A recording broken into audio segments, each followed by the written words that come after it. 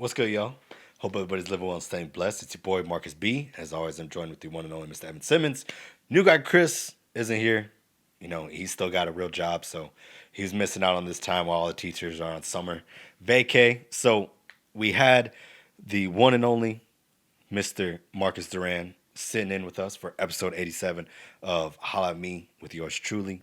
And Duran, this was round 3 for him. He was, with the exception of Dwaylen, which was the pilot episode, he was our first guest, and it's only suiting that we had him back for our last guest in the apartment studio.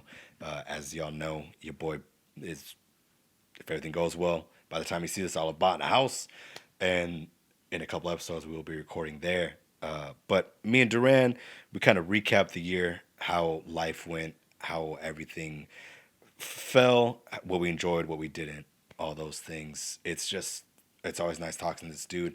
Wealth of knowledge, always a good time. So if you guys enjoy it, make sure you like, follow, share, and subscribe. The only way the audience gets bigger if you guys share it with your friends. So we appreciate any help and support like that. Also, if you need any vitamins, supplements, anything working out, make sure you go to redcon1.com.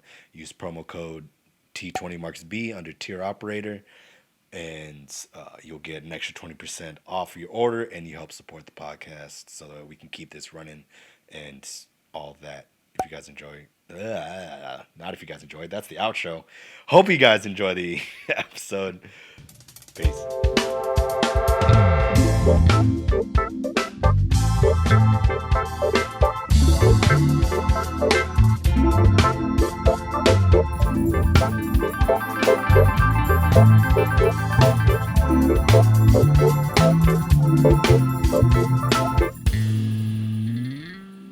I was thinking about it as you were coming over. Only fitting that you were technically the first guest, because I don't count Dwaylen because that was technically the pilot. Sure. So you're the first guest It's like number in the studio, and this is number 3. 3, I think. Yeah. And so you're the first guest in the studio and the last guest in this studio. I'm honored. Yeah, man. I'm honored. That's cool. So yeah, Yeah, that's true. Yeah. Cheers to that, bud. Yeah, man. We amongst We are amongst out other here. things, Amongst other things this year. we are done with this chapter. Yeah. Who did that intro for you? My boy Eric Puente. Okay.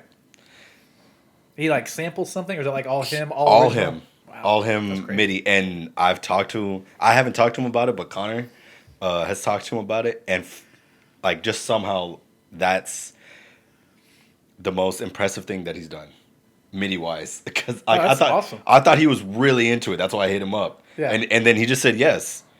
And he got it to me. I was like, dude, this is badass. Hell yeah. But apparently that every single one of his other projects has just been, he's just hated. So shout out to Eric. I need to try to get him on the show before he moves, because he's going to I think he's going to Boston Conservatory. Oh wow. Yeah. Oh, it's that guy. Okay. Yeah, getting his Yeah. masters. He's finished up at his middle school down in Kyle. in Kyle. Okay. Yeah. I And remember you talking to me about him at some point. Kyle had a rough go with COVID. Yeah. And he was doing monthly lessons with the dude at Boston, just because he was able to. Basically, the one of those small joys of COVID, Yeah. to where it was a more accessible to do those online lessons. Were they more shut down than we were at that point? Kyle? Yeah. Yeah, dude. Okay. They were When pretty hard. they opened up to like 25%, if I'm not mistaken, and it was other kids. It wasn't band kids in the class. Right. It was English kids sitting in there doing their work while you're on the podium teaching your band kids at home, blah blah blah. Yeah. Yeah, it was a mess. Oh, that's so a naturally, okay. he got tired, and he really enjoyed taking lessons with Homeboy up at Boston. What instrument does he play? Percussion. Percussion. Okay. Yeah. Right on. So it was. I need to get him on so that way we can talk about this. Yeah, of course, This man. dope ass Yeah. show. Well, I texted you earlier through the Instagram webs, that Corey Wong video Dude. of that dude playing that And I'd seen that like many times before. Yeah. And I was sitting there listening to it. Even my son was like, "What's that?" I was like, "This is like straight up fire over here, man. This is what this is." He goes, "Nobody's," different. you know. Of course, he's like, "Nobody's on fire." I was like, "Ah." They got the gentleman on the video is playing really well. He goes, "Oh wow, that guy sounds good." And you know, when he hit like those screaming, squealing notes up there, man, my dog was like, "Roar." You know, almost to the point where he's getting ready to like attack me. But yeah, like that intro just reminded me of some of that stuff. Because on the way over here, I got on Apple Music and looked for that album. Like, the album. Yeah. The album Is that's it on. out? Yeah, it's out. Yeah. Oh shit. And actually, a lot of so I went and kind of trolled him for a little bit as I was looking for stuff, just listening to stuff to listen to over the summer. And sure enough, like a lot of the stuff on that album is like in his Instagram videos of him just kind of like sorting through it. Yeah. And I was like, whoa, like, oh wow, all this like that. The Golden Hour. The Golden Hour is one of them. And man, it just like, it's really great stuff. Yeah. I just didn't realize all these videos that he'd been posting of these developmental ideas were these albums. Yeah, he just. I didn't know he did a whole album with Dave Cause. Yeah. Oh yeah, man, it's stupid. And I'll be the first fan. I am not a Dave Cause fan in any any sort of fashion. But that video I sent you of him and Dave Cause, his Corey's tenor player on that album, just like getting after it, and Dave Cause is just like feeling the vibe, Just and vibing. then Corey is just back there fangirling over it while he plays. The me and Duran were talking about this. Evan was like probably one of the last days of school, right? I don't know. Something like that. I don't know. It was kind of a blur. Yeah. About just I don't know how we got onto it, but just the hype of musicians hyping other musicians. Yeah. It's a different kind of. It's a different vibe. Yeah, especially like whenever another musician makes like a stank face. Yeah. At Yes. you, you're just like, I'm doing the right thing. That's the thing, man. Like that's the thing. And like one thing I always like I really tried this year was like to get our kids like, hey, when someone's soloing, you guys like don't just sit there and look like zombies. Yeah. Like it's okay to smile at them and like You can nod enjoy your it. head and enjoy the moments with them. Like listen. Like actually listen. And to there was a what's couple of going times on. like even with our kids when they would solo, our boy Henry Yeah. would do some plunger and I would turn around and You're like, huh? who's this kid back there? And he even Dominic too, man. Like he like when he approached me about that last tune we did, the Come Sunday stuff, Yeah. and he was like, "I'm just not playing this the way it should be played." I was like, "Yeah, you're absolutely right. Like, I feel zero emotion when you play this. I don't know what to do." It's that Ricky Bobby, like, I don't know what to do with my hands right now kind of effect. And I was like, well, have you listened to the recordings? And he goes, yeah, I've been listening to them, and I just don't like the way that one guy plays. Like, well, that guy plays it pretty good. Like, he's playing it with a lot of soul. Yeah. And he's also of a generation that really felt this music. He goes, well, how do I get to that point? Like, well, I don't know, man. Like, that's a good question. That's a loaded question, sir. And so we did a lesson over it. And I played him the Mahalia Jackson version of it. And she like did a note bend, I was like, dear Lord above, and he made the face. Dominic made and he's like, okay. Oh, what did Yeah. she do? I was like, you like that, don't you? Yeah. And he goes, and he asked me like, how do I do that? It's like, I don't know, man. Like, I don't know, man. First, you got to sing it, and we'll just go from there. So, I mean, like, that whole lesson was, like, him doing a lot of singing. And finally, he did it in class. I mean, because that day, that was, like, part of all of them, like, being out with testing. And, Yeah. So I told the kids that were in there, I was like, we're going to do it like this. This is the way Dominic wants to do it. I will try to play it the way he may play it. And I think I got pretty close. Pretty close? Yeah. Got pretty close. Oh, you may have been in there for that, actually. And then, sure enough, he comes in the next day. I was like, okay, everybody, we're going to play it the way Dominic wants to play it now. And he played it, and the whole class just, Yeah. and Antonio, of all people, goes, You need that. You need that hype. You need that hype. And that's because I how we got onto it. I think the first video I showed him was Jacob Collier with Yes. Snarky Puppy. Snarky. Oh, yeah. Yeah. Oh no, that's what we were talking about. We started That's with where the it development started. of solos. That's where it started. That's where it was, yeah. And then it was the second snarky video with Oh. the lady chick from Love. Family Dinner. Family like, Dinner You Volume talking 1. about Volume one. Layla Hathaway? Layla Yeah, Hathaway. yeah. Yeah, and yeah, she yeah. did something, and even I was like, "What Yeah. just happened?" What, she sings this multiphonic. Yeah. Oh no, I didn't even think before we even heard that. I played the.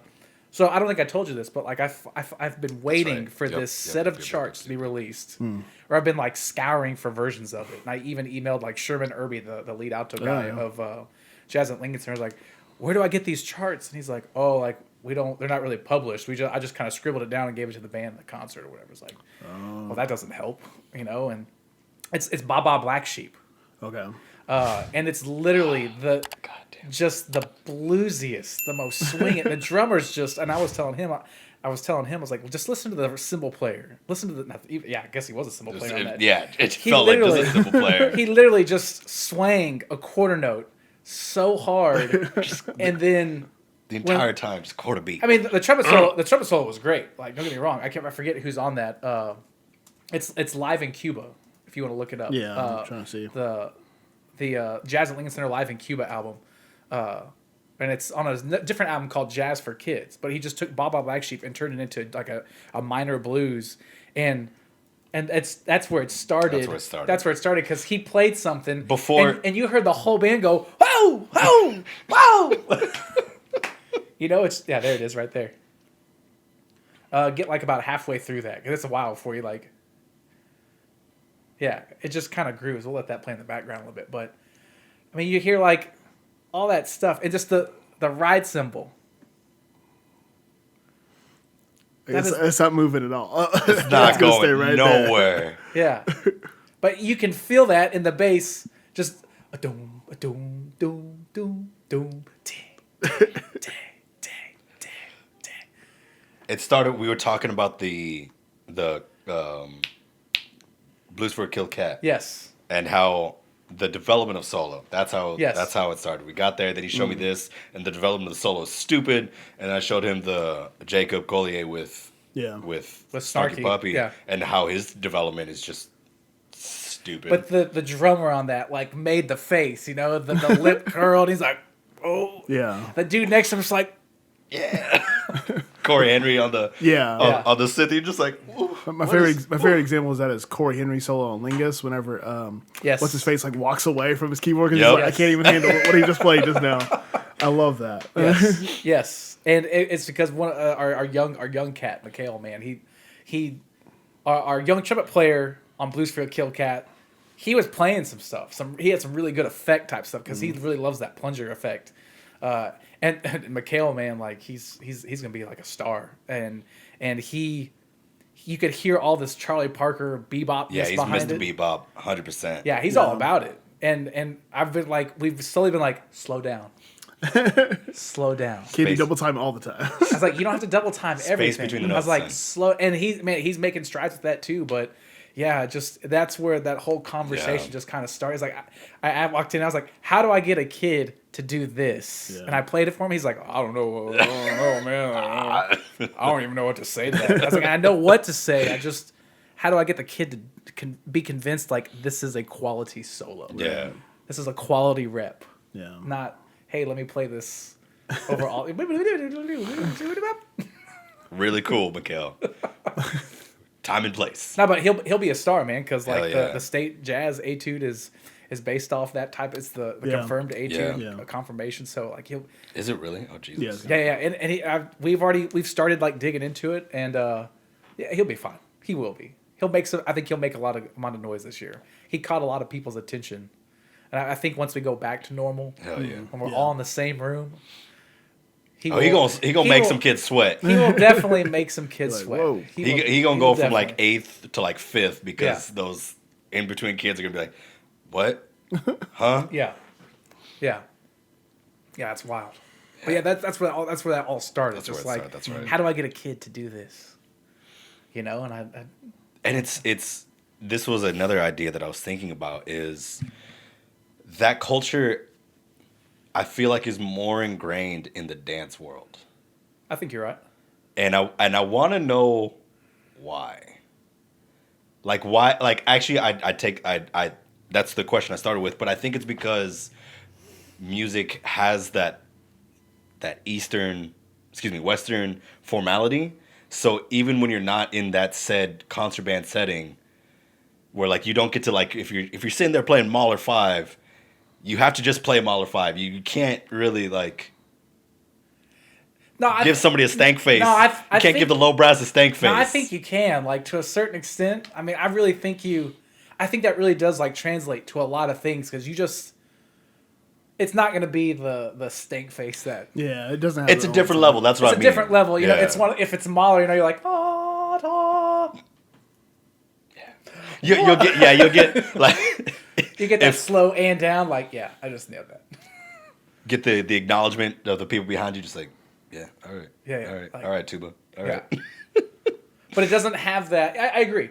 In some traditional circles, it feels like the Western classical style does not have that sense of camaraderie. Yes. That you're used to seeing in a brass band setting, in a second Yes. line, Yeah, in a yeah, jazz yeah, setting. Yeah, I think you're absolutely right.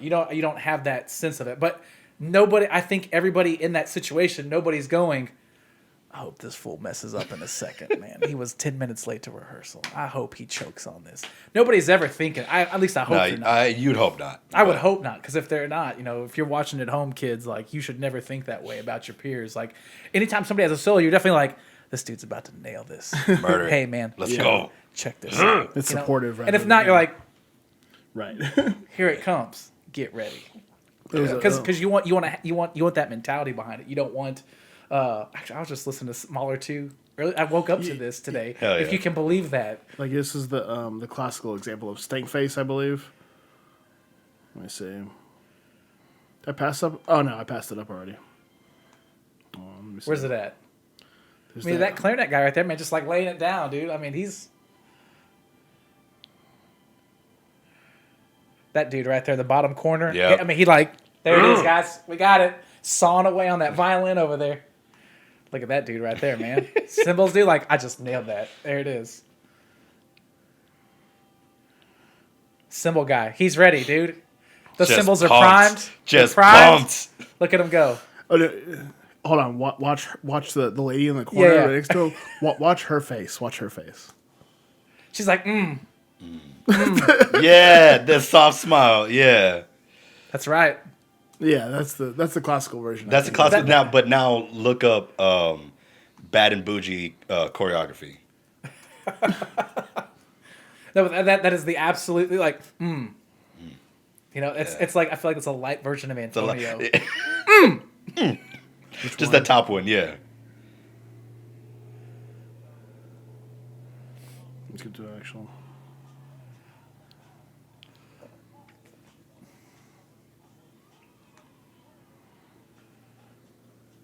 I mean, this dude in the corner over here is just like, can't stop not smiling. Look at him. He's like,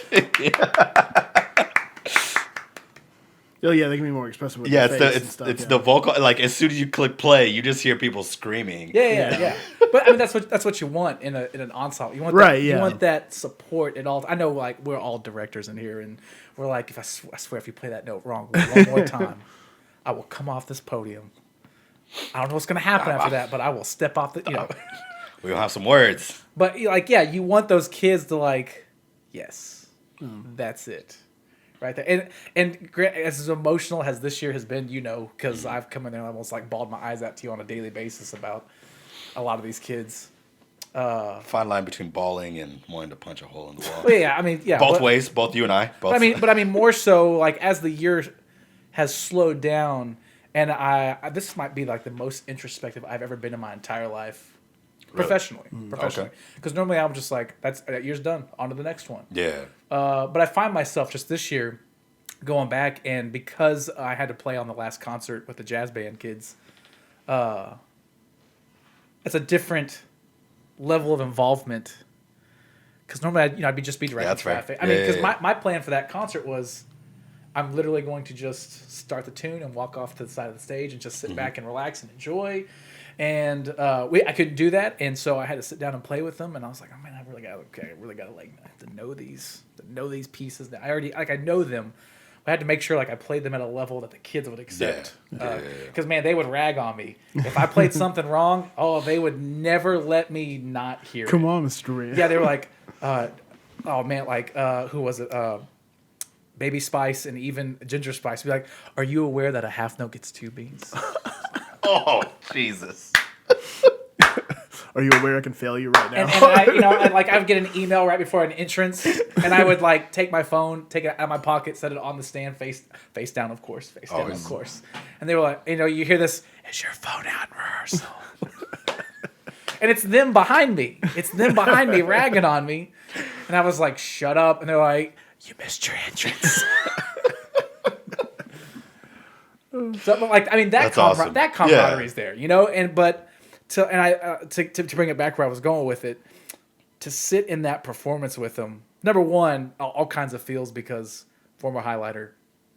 It's just weird being on the stage that I was in as a high school kid, playing with a group I hold in such high regard. For me personally, that was a big moment to share that with them, and then just really playing in that made me actually sit back and just listen to things I hadn't really listened to all year. I nitpicked a lot of things as we went, but I was like, I'm not directing traffic here. I'm just going to sit back and I'm just going to let them play. I'm going to play along with them. And I guess Dominic on Come Sunday played that, and I totally missed a cue for the whole band.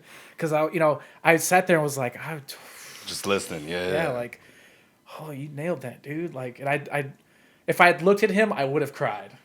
Like I would have cried. Absolutely. No, I know exactly what you're talking about. The warm and fuzzies just took over, and luckily everybody, because I in class I put my hand up, and there's the cue, and they all just heard him. It was that finally the moment of true musicianship when they all moved as one unit and they could sense what he was doing. And I was like, oh man, we are next level. Yeah. Oh, that's crazy. It was like the last tune, Wurgly, like I had to direct traffic on that one. That one is... Put your head down. Let's go. Put your head... Yeah, here we go, guys. Play this one. Here we go. But yeah, in a lot of those pieces we played, it just like... It did feel... It felt different. Absolutely. Like you guys are playing this. Holy cow. Yeah.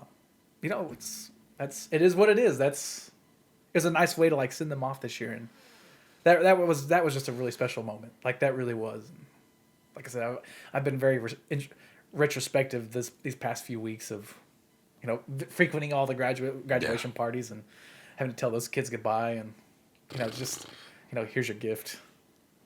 I'll see you around. I gotta go. I'm out. I can't be here too long. Because people that really know me know I like to be very close to the vest. Like I try not to be as emotionally involved as much as possible. I mean, hell, man, you can ask my wife that. She,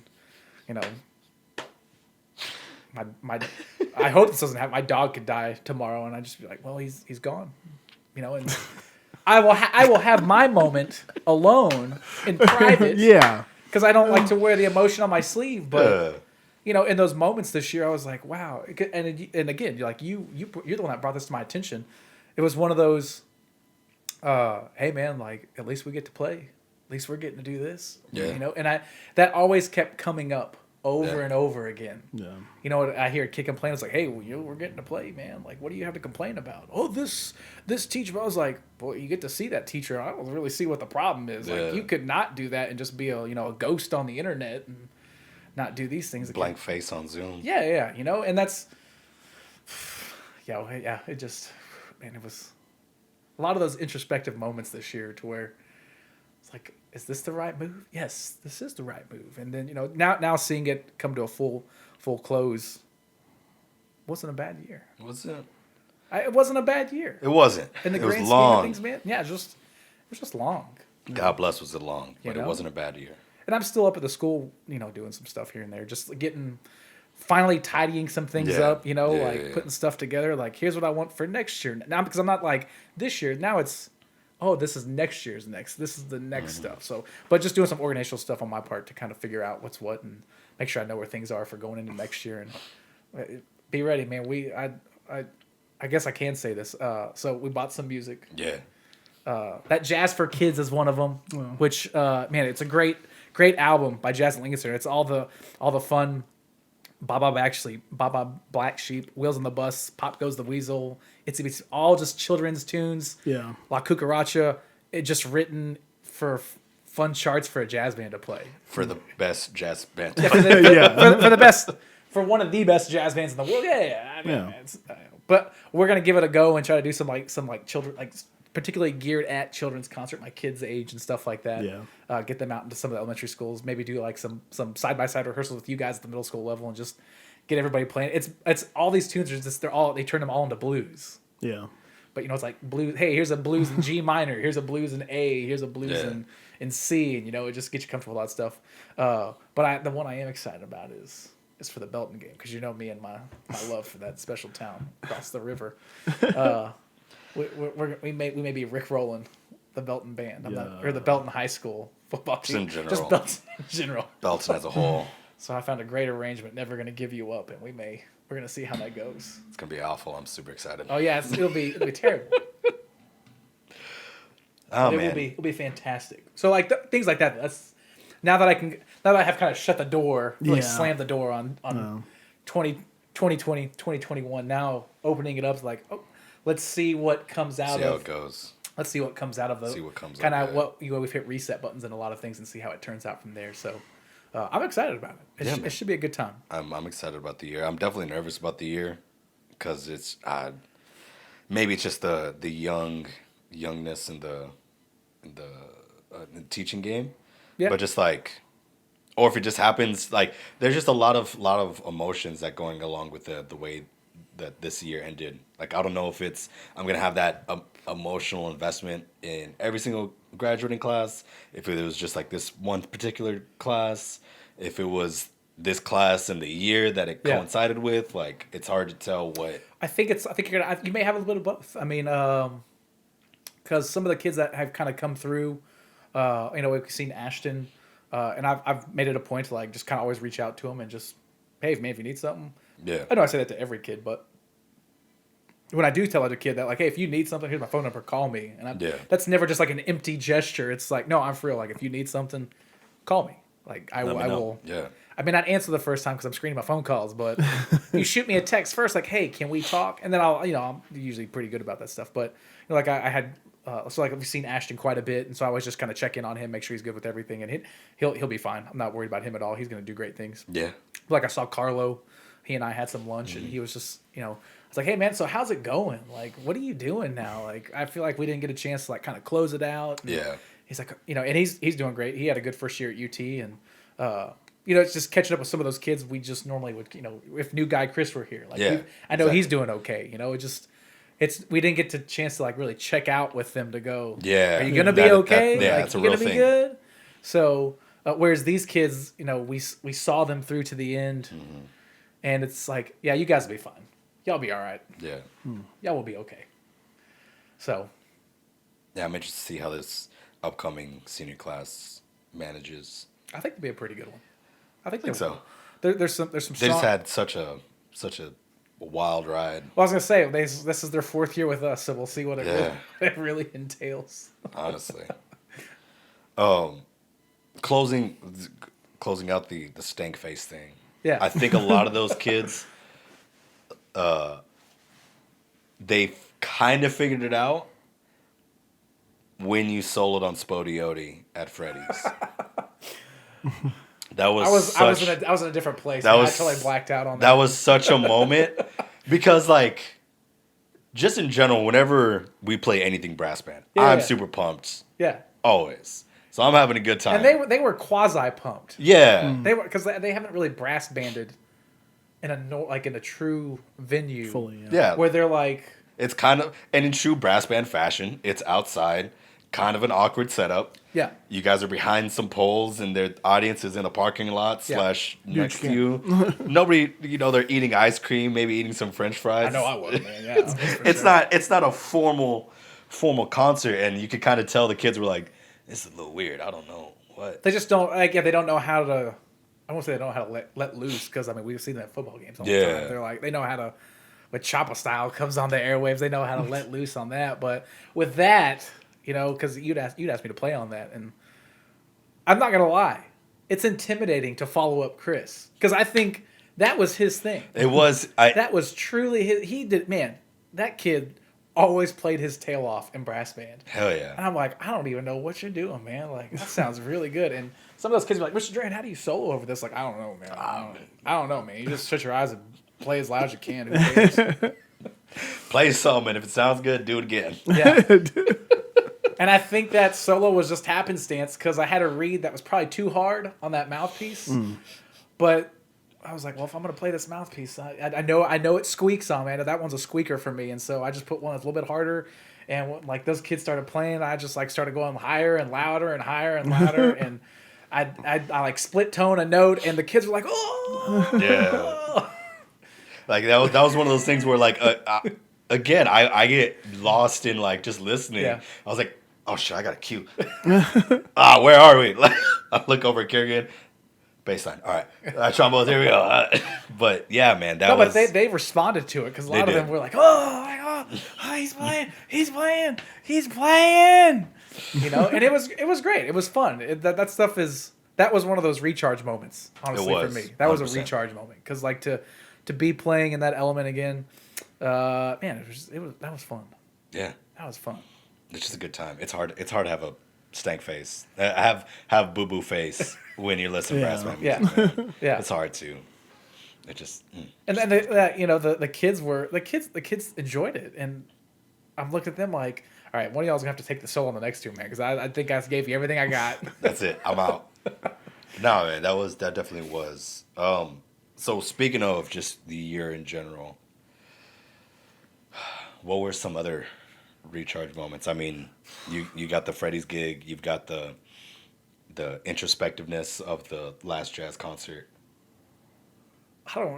Okay, so this is big. I'm gonna try not to cry when I talk about this because it's just really powerful. Can you pull up Salvation is Created? Sure, yeah. So, El Jefe, our head man, Mr. Brent, I think they played Salvation is Created for contest. Maybe did they? Yeah. It has always been in the graduation book. And it always has been in there. And I know he's a taskmaster at making that stuff sound really, really good. And every day they would play it, I think he would focus on certain things and always give them the necessary background information to make sure they understood what they were doing and really click and play it. He did a great, obviously he did a great job with them because they played well. They played well for their contest. But he gave them the background about why the piece was written. About the composer and how he never heard it performed because at that point in the Russian history, the government said, you may no longer play this type of music. You may only play what we say you can play. And that was like his most famous work. And so on a day that was Brent was visiting, I guess, Garrett in Atlanta, I took over the rehearsal and I purposely, I like to purposely mess with the top kids and see. I like to do everything Brent does really well. I like to do the opposite, just to see how they react to it. Yeah, and then I get really nitpicky about a lot of things because you should with that type of band. As you should, you can't. They all make great fundamental sounds. They're all great musicians. But now let's talk about from my perspective. Here's what I've always been told in a wind ensemble setting. Yeah. And so I like to give them that perspective. And I gave him this spiel about CHESHNIKOV never heard this performed live. And this is after we did a reading of it and I played through it. And for me as a conductor, I was just using it as a piece to practice my melding technique. Getting from 1 to 3, moving along and just being as ambiguous as possible. But really, I guess in that case, trying to sound paint the music in front of me, what I heard. And I told them that. I was like, if you guys, I'm going to react to how y'all play. Which again, that was like a task for me as a conductor and a task for them as musicians. And that first read did not go well at all. They played all the right notes. It was just super lifeless. Yeah. Like super lifeless. And we didn't have percussion in there that day either. And it's not, the only thing we would really be missing was the chimes because there's a really big chimes part in there. The chime part and the 2 cymbal crashes. Yeah, and, like they're huge. They're massive. If you ruin that, it's just one of those like, oh, you just ruined now. Like can't take that. Can't take that. Imagine the Lord our Savior came down and reached out to you, and you're like, no. Ding. That's what it's like when you miss that cymbal crash. So, but I explained to the kids, I was like, imagine if you wrote this piece of music and then somebody told you can never hear it live. You can never hear this ever. I said, okay, cool. So, and I went a little bit deeper in that with them. I said, awesome. Now, everybody imagine the person you love the most. And this is where I got them.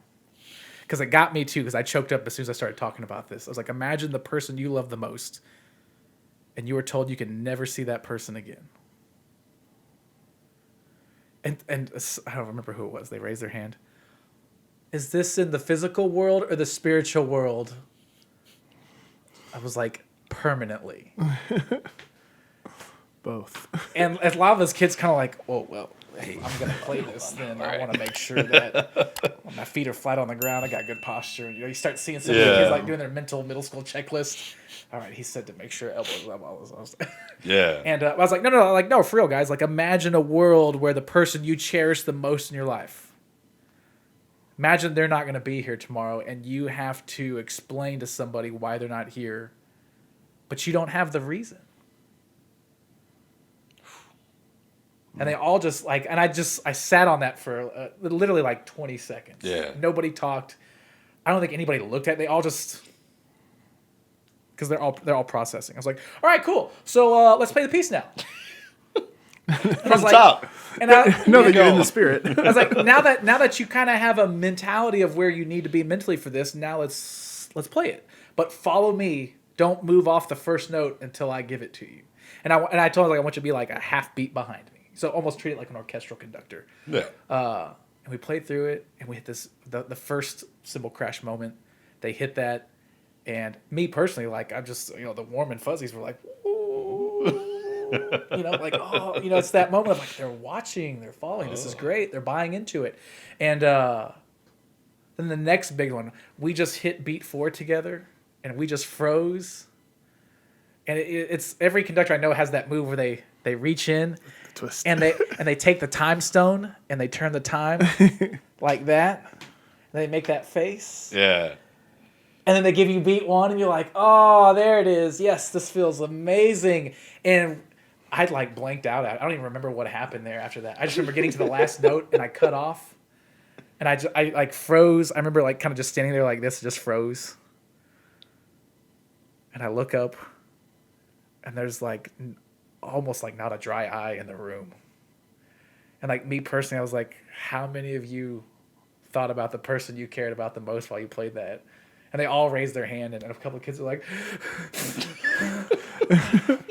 and that's great because I don't think kids experience that emotion. They have to be told How to get there. Yeah. they have to get to show them how to get there. You don't, because and some of that too is they don't have like the natural life experience at that point in their life. Kids that really go through like some hard stuff, yes, but they're in such a phase in their life where they don't want to talk about it because all they feel is anger at that point. Yeah. I mean, the kid should feel anger. You should feel that anger. Absolutely. But you should channel it in a way that allows you to it feels that release where you're like, you just finally sit back and sigh it out. And like a lot of those kids they're just bawling at the end of it. And I was like, wow, like you guys just made some. Does anybody remember what happened in the last 4 measures? Because I have no idea. I'm pretty sure I missed a lot of things, and they're like nobody spoke, and I was like, I think we're good for today. That was like right at like last like 2 minutes. Yeah. Like timed it just right. I was like, I think we're good for today. I hope you all have a great day, and I hope you don't take anything for granted today, or tomorrow, or the rest of your life. And that was a huge recharge moment for me. Yeah. Like that just I'm such a sucker when it comes for those things, but it's super true. Like you had Mahler 2 up here on the board earlier. I literally woke up this morning. That's the chances. Because my favorite video I know of that is the Leonard Bernstein, just like getting into it and selling it. If you don't know anything about Mahler 2, I don't know what y'all know about it, but that's the Resurrection Symphony. No. It's Yeah. Mahler's contemplation on life and death, and that last like 8.5 minutes, 9 minutes of that is like the moment when the soul is being received into heaven. And it's that moment of like, I will be back. I will come back to greater things. And the greater thing is not to get all spiritual here about stuff, but like that's the greater thing, and I think that's just because I'm older now and I understand that a whole lot more on a much deeper level. Yeah. But like listening to it, watching it, a person has that big moment of, it's like, yes, yes, yes. It's 7:30 in the morning. Let's get this day Get done. after it. But yeah, it's like that was a big recharge moment. And a couple of kids were like, some of those kids in that band I taught for the last 7 years, and they talked to me afterwards, and we just realized you're not going to be our teacher anymore. I was like, oh God, hold it together. Be cool. And that's a nice way to like kind of keep them going. Yeah. Because I think that recharged them, that recharged me. I know Brent that weekend had a probably recharge just getting out of the band hall. Yeah. Just like we all need to sometimes. But like he was able to be with his kid and be a dad that weekend. But that was an emotional, because you may not know this, but like my dad passed away over spring break. So in a span of spring break over a course of like 5 years or like 10 years, like I got married at the end of a spring break, and then my dad like passed away during spring break. And so it's just one of those, like one day I'm just like, I'm not feeling it today. I'm not feeling this at all. And then, the next day it's like, hey, like we got married 10 years ago. Let's do it. Yeah, right. My brain turns it on, turns it off, because, it's just like, it's dad. Put that in a box. We will deal with that when you're ready to deal with it. But I will say this, like, and my wife can attest to this, I actually talk about it a whole lot more than I used to. Yeah. I'm much more open about it now. I'll willingly post when I have a moment where it reminds me of Dad. I put that on, I'll share it with social media just so that way I get it out there, and because I'm sure my wife enjoys hearing it, but she's like, oh, here he goes, like he's gonna tell his story, and it's like, but it just helps cleanse everything. Like, I feel good talking about that finally, But that was the big That's a moment. good one. That was a really strong moment, because that was a week of like a lot of stress and everything else going on. Yeah, just anxiety going back into spring break and not knowing if we were going to come yes, back. That was terrifying. Yeah. There was some, absolutely. There was some legitimate PTSD with that. Like, that's nothing I don't ever joke about that, but man, like that's a very valid case of like, what if I don't come back? Yeah. What if we don't come back? Yeah. But what we found out, a lot of our kids, man, they a lot of our upperclassmen that were eligible for the vaccine, like, hey, I'm gonna get vaccinated. Just go got it, yeah. I was like, yeah, go get it. Like, I'm gonna miss class today. What are you doing here? Like, go get it. Like, why are you telling me? Yeah. Don't talk to me about this. Just go get the thing, Yeah. And I had some kids that were like, I'm not gonna get this. All right, cool. I respect that. Just make sure you do what you got to do to keep yourself healthy. Like, yeah. They're like, yeah. We are. I've got this, and so I think as long as our kids are smart about it, they'll be all right. For sure. But yeah, that was a big moment. It was a good year. Yeah. Once we got out of football season. Hey, even football season was still fun. Nah, man, football season was shit. We had our ups and downs with it, but I think in the grand scheme, our kids had a good time. Our freshmen got to enjoy what football season pseudo looks like. Yeah. And we made contests happen. That was another big thing, man. That's like our kids were the ones that were like, no, we got to go. Like, that is fair. I will. We got to go to contests. Why would we not go? Like, like we don't sound good. We don't look good. Oh, well, then we'll fix that. Yeah. All right. Well, say you're gonna fix it. Well, see if you're gonna fix it. And it was nice to like put the trust in the kids, and they really did. They came through, and they exceeded my expectations. Absolutely. Actually, I'll give you that. I had the one recharge moment of running the music rehearsal in the auditorium. And I think when you did that, they were like, "Oh, this is what we got to do." And because when you set that tone, then every inside rehearsal, wind rehearsal, was the exact same way. Yeah. They're like, "Oh, they're all." Did, and that felt good. They're serious about this. That felt really good to.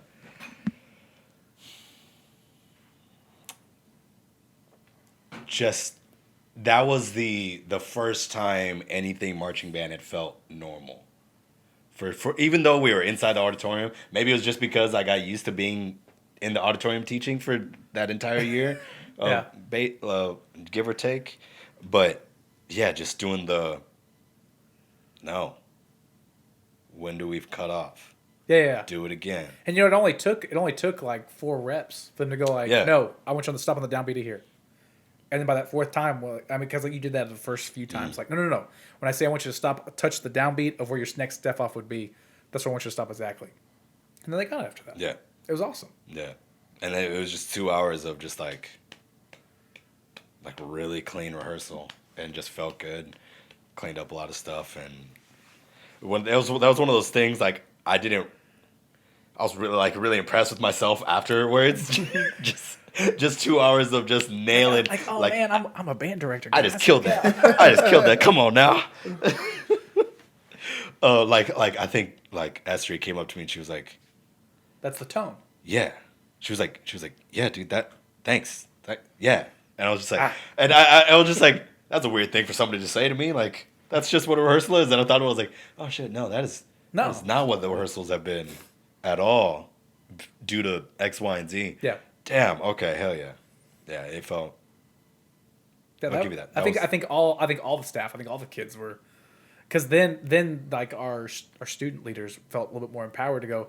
He said, "Cut off here. Why are you not doing that?" Yeah. And then they felt that, and so it just, like I said, it matriculated down to where, because I mean, I was just walking around. I wouldn't really do anything that rehearsal. I was just kind of hanging out the whole time, and you know, if a kid looked at me funny, he's like, "What are you looking at? Why are you not playing? What are you doing?" Nah, man, that was okay. So like and like I said, that helped just reestablish and reset a tone that I think we as a staff want to be at.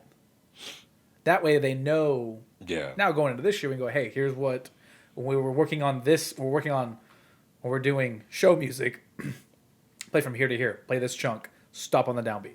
Didn't do that. No, do it again. Show me where the downbeat is. Do it again.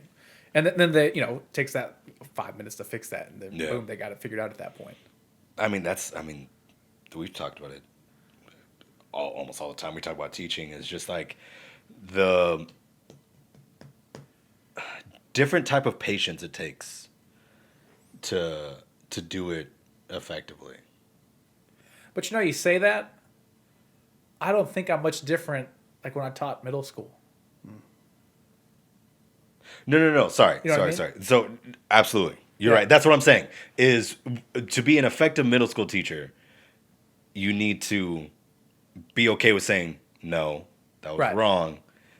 This is what you need to do. Do it again. No, and you're just I hear that. Being willing to being like, I wanted to get to, if you're using the book, I wanted to get to line 18. Yeah. I got to line 12. And it's like, sure, I didn't meet that goal of getting to 18, but they played everything right all the way through line 12, as opposed to just like pushing through all the way to line 18 and them performing at like a 75, 80%, as opposed to getting to 12, performing at 95, give or take. Well, yeah, but I mean, if you're performing at 95% music, that's still not good enough. Yeah, I mean, it's that's terrifying to say, man. That's always the beautiful and garbage thing of that. Yeah, music. That is the beautiful and garbage thing. We always tell the kids like, hey, how many seconds do you have in basketball to shoot the ball into the basket? Like, you get 24. Well, if you miss the first shot and you rebound it, how many more seconds do you get? Well, the shot clock resets. Yeah, right. When you play this particular song one time and you miss the most important note, how many redos do you get on that? And they kind of stop and like, well, if we're in class, you're going to let us do it till we get it right. But if it's a concert, we're what? And I've asked that to kids, and they're like, we may have just ruined the concert. You're not wrong. You're right. I was like, but might have. But the beautiful thing about music, how well do you recover after that? Do you crater and fall after that? But that's a terrifying thing for that's a terrifying thing for a kid. It is, man. For beginners, you do show them the importance of. I remember teaching. Within my first 4 years, I would always teach the beginner classes and we do the book, whatever the Essential Elements book is. And I would teach, hey, here's this concept, whole notes, half notes, whatever. And it would deal with like those like 10 lines in the book. I was like, cool. Now that you know how to clap and count them, here, the notes that we're using now for your instrument, now you're going to play for me individually and line up, and then you just pass each offline. That way I can each kid got like a 3-minute private lesson with me. And you're like, hey, clap and count it and then play it. And I was like, it's got to be perfect. It's got to be. And so like I put that seed in their brain at that age. And some of those kids were like, "Well, I got pretty close." I was like, "Well, we're not playing horseshoes, dude. Like, we're playing music, and if you want to keep your job in music, it's got to be right." And they're like, oh. But the cool thing was whenever they'd come back around and nail it, they'd be like, would you like that? I was like, as a matter of fact, I do. Good job. Yes, I You do. may go on to the next line. They're like, yeah, that's right. I play this game called Hired and Fired, where I go down the line and say, all right, play it. All right, you're hired. All right, you're fired. That's awesome. And some of them love it. Some of them, whenever they get fired, they usually hate it. They're like, Yeah, well, but that's a great Like- that's a great skill because I mean, yeah, they're not always going to be hired. Not always. Yeah. They Yeah. probably will almost always be fired. You know? Most of the time, you're gonna get fired. Yeah. you can't do 75% of the work and No, man, still no. keep your job. Sorry. You know, the other big recharge moment that actually really kept me sane throughout the year was training for that marathon. Oddly enough, Because this was like that was finishing my very first marathon. That put the bug of like I could definitely do this, and yeah, man, I got this, and putting all that work in, and then running that thing and finishing it. yeah. Because I didn't look at the clock the whole time. Our buddy Josh would be like, "All right, we just here's this distance," and I was like, "Don't tell me that. Like, just keep running, man. Stop slowing down. Pick it up. Like and when we did it, it was like, there it is. Bingo, bango. Literally a year's worth of training right here. There, like that was awesome. That was a big moment, and especially too because of the dumb snowvid. Goddamn that, snowvid. That pushed it back a week. I contemplated running that thing In the snow. in the snow. I was like, the training is right. I feel good. I feel really strong. I don't want to take a week off and not do anything. And that was a week with all the blackouts and Yep. the week air caught went just super dumb with everything. And all of our power and stuff went off like days before that. And then we were fortunate to have all the electricity during that time. But, you know, I went and turned on the treadmill and it's like, well, I'm going to slug out 8 miles real quick and just keep the legs fresh and just not be in a hurry. And we weren't doing anything. So, Can't do much else. yeah. And I just, I remember someone asked me like, what if you don't get the time? I was like, don't get the time. Like I can live with that. But it's not because I'm not trying. That's for sure. Worked your ass off for it. Yeah. Absolutely. I still think had the snow had not happened, I'd have actually done the marathon. Yeah, I think you would have. I believe I would have. Because unfortunately I didn't have a treadmill to keep my legs warm. And like I think I went for a run the day before. I went for a soft floor. Yeah. I made it to like 3 and my knee buckled and I was like, this isn't gonna go well. But I get like in retrospect, like you still knocked out like your third half marathon. marathon. Yeah, third half marathon. Yeah. You know? Light work. And like that, like it's just that's a sense of accomplishment. You know, you feel good doing that stuff, and like, yeah, just knock that out, guys. No big deal. Like, what's up? What's up? Just be hanging back here with my Boston Marathon qualifying time. Tell you, I just gotta find the straight line. I gotta find 13 miles straight. No, man. That's what I gotta do. I gotta have to like have you be like, hey, I'm see you in 2.5 hours. Meet me at mile 13. No. Give me some water, Oh Lord, no. and then I'm running back. You got to hydrate a little bit more than that along the way. Nah, man. You can get to halfway there. Every half marathon I've done, the first 2 half marathons I've done, didn't drink the entire time. That's wild. Yeah. Because for this, I mean, I like the loops we had set up, and we would get back to my house. I'd chug some stuff, down some calories, and do whatever. And Nope. like, all right, time to go. Let's do this. I mean, I will say, like, no matter what, like mile 24 still sucks ass.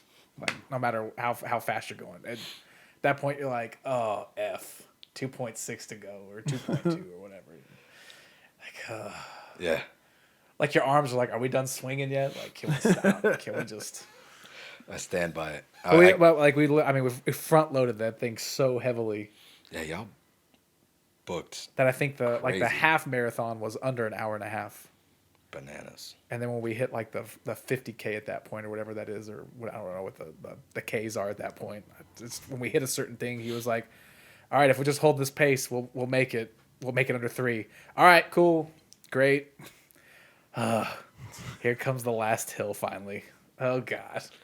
Yeah, and for the record, I didn't run the correct loop because Well, you said a bunch of street names that I'd never heard of, and then I forgot all of them because my memory's garbage. it happens. Yeah, It happens. I just ran. I did 14 miles, You and wait till the watch says this, and you're like, all right, time to turn It's around. done. Like watching a pie bake. You're like, it's done now. basically, yeah, Yeah, but that was another checkpoint. So that was good. yeah, that like there was. Now I'm ready to move on to Hopefully, easier times. whatever's in the future. I think anything after that is exponentially easier after this year. Good Lord, it has to be. It has to be. It has to be. Yeah. By the law of probabilities, it absolutely has to be, which I'm so thankful for. Yeah. So, but yeah, and moving forward from here, what's next on the docket for you, personally, professionally? What you got going on? I haven't figured out my goals yet. Every year, I've settled on like three goals a year, of just like big time on the education thing. Yeah. So last year it was unintentionally writing 2 marching band shows. Yeah, I forget about that. We Yeah. had a whole show. Yep. Wrote a We had whole rock show. and roll, and we had to write a whole new And show. the couple days after I finished it, we were like, haha, just kidding, we're not Okay, gonna do man, it. new show. Super cool, super glad I spent all the time writing all that music. Ah, man, it is what it great. is. Yeah. It was that. What was the other thing? It was the Perk Ensemble concert. Yeah, which that was phenomenal, by the way. Thanks, man. I know you were there for it Yeah, too, man. Like all the kids sounded great on that stuff. It was a lot of fun. It came together. I definitely wanted to throw up a majority of the time in preparation for it. Which sounds about right. Yeah, as per usual. Yeah. And just kind of going on that, I started it, or technically restarted it, because I know the guy before me, Houghton, was really big on the Perk Ensemble. Yeah. And he got the kids really big into it as well. But then just kind of, again, nature of the past 2 years, indoor, COVID, things getting shut down. Yeah. Only did like a half concert my first year, and I haven't been able to do it since. So reestablishing the Perk Ensemble. And then, I think it was Region, getting some Region kids. Yeah, dude, you had honestly, I think you had your best showing our percussion kids have had in a very long time. Very long time. Very long time.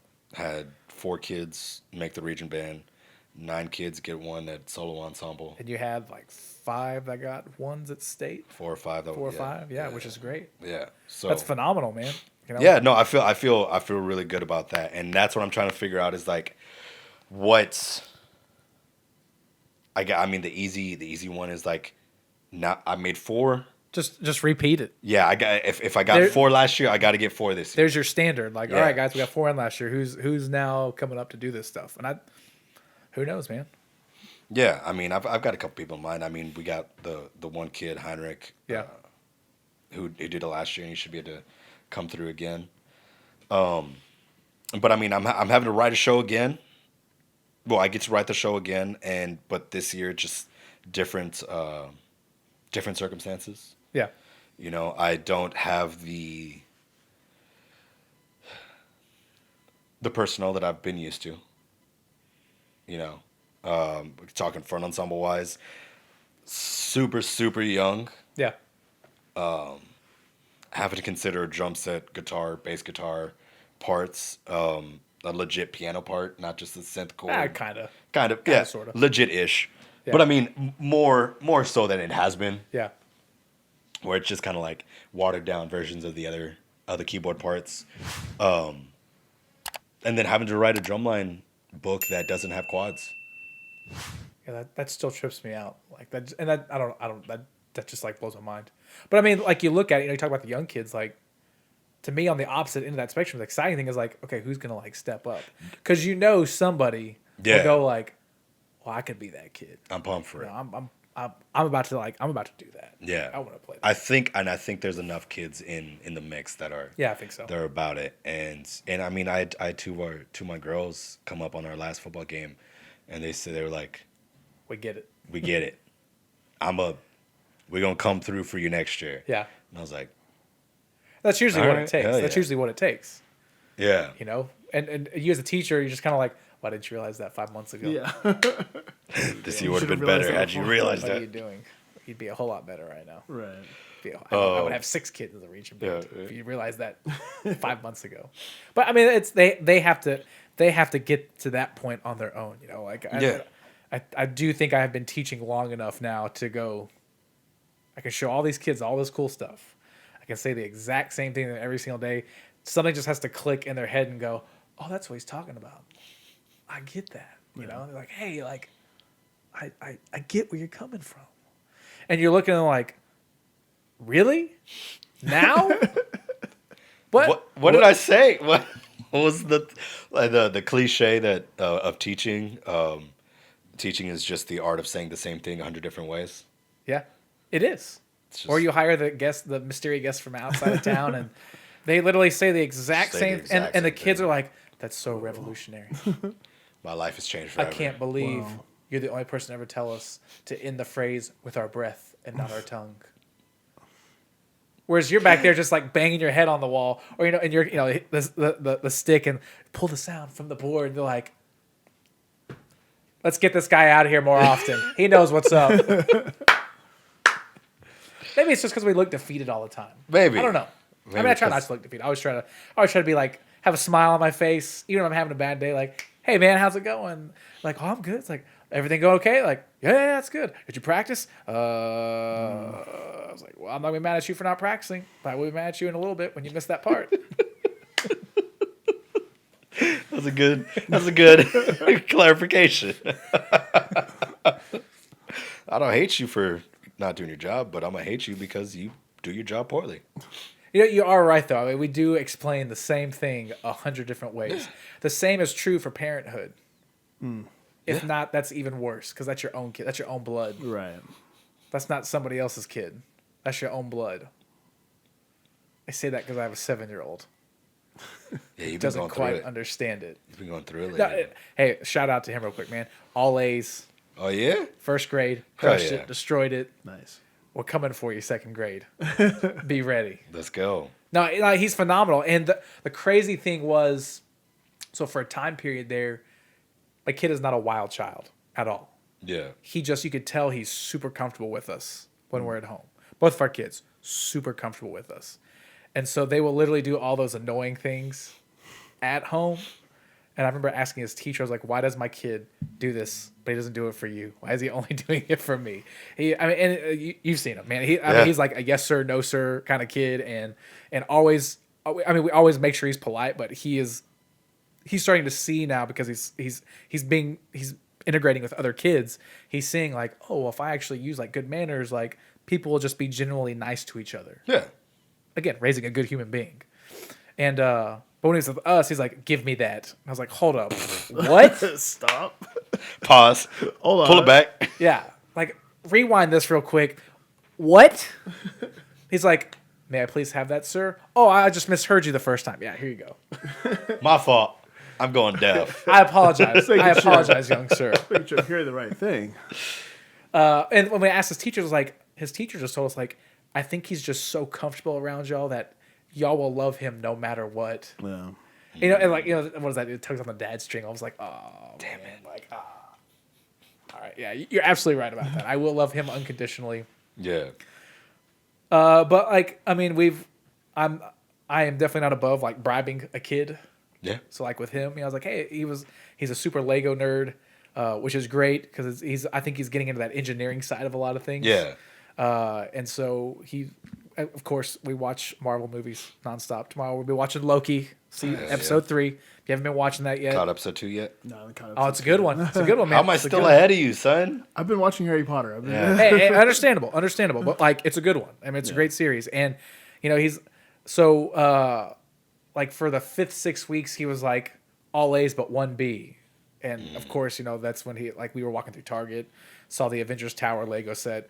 Can you buy me this? Because I'm made. You'll find this out when you guys have kids at some point. You are made of money. Yeah. And 100%. money literally does grow on trees. So whether it's Monopoly money or you steal money, I don't know, man. But it doesn't grow on trees. You just have to like get the right tree. Yeah. But jokingly, I said, if you make all A's on your report card, I'll buy you that Lego set. Thinking that he wasn't paying attention. No, Yeah. he listens. He's like, a little okay. ninja. You got it. He's a ninja like that, man.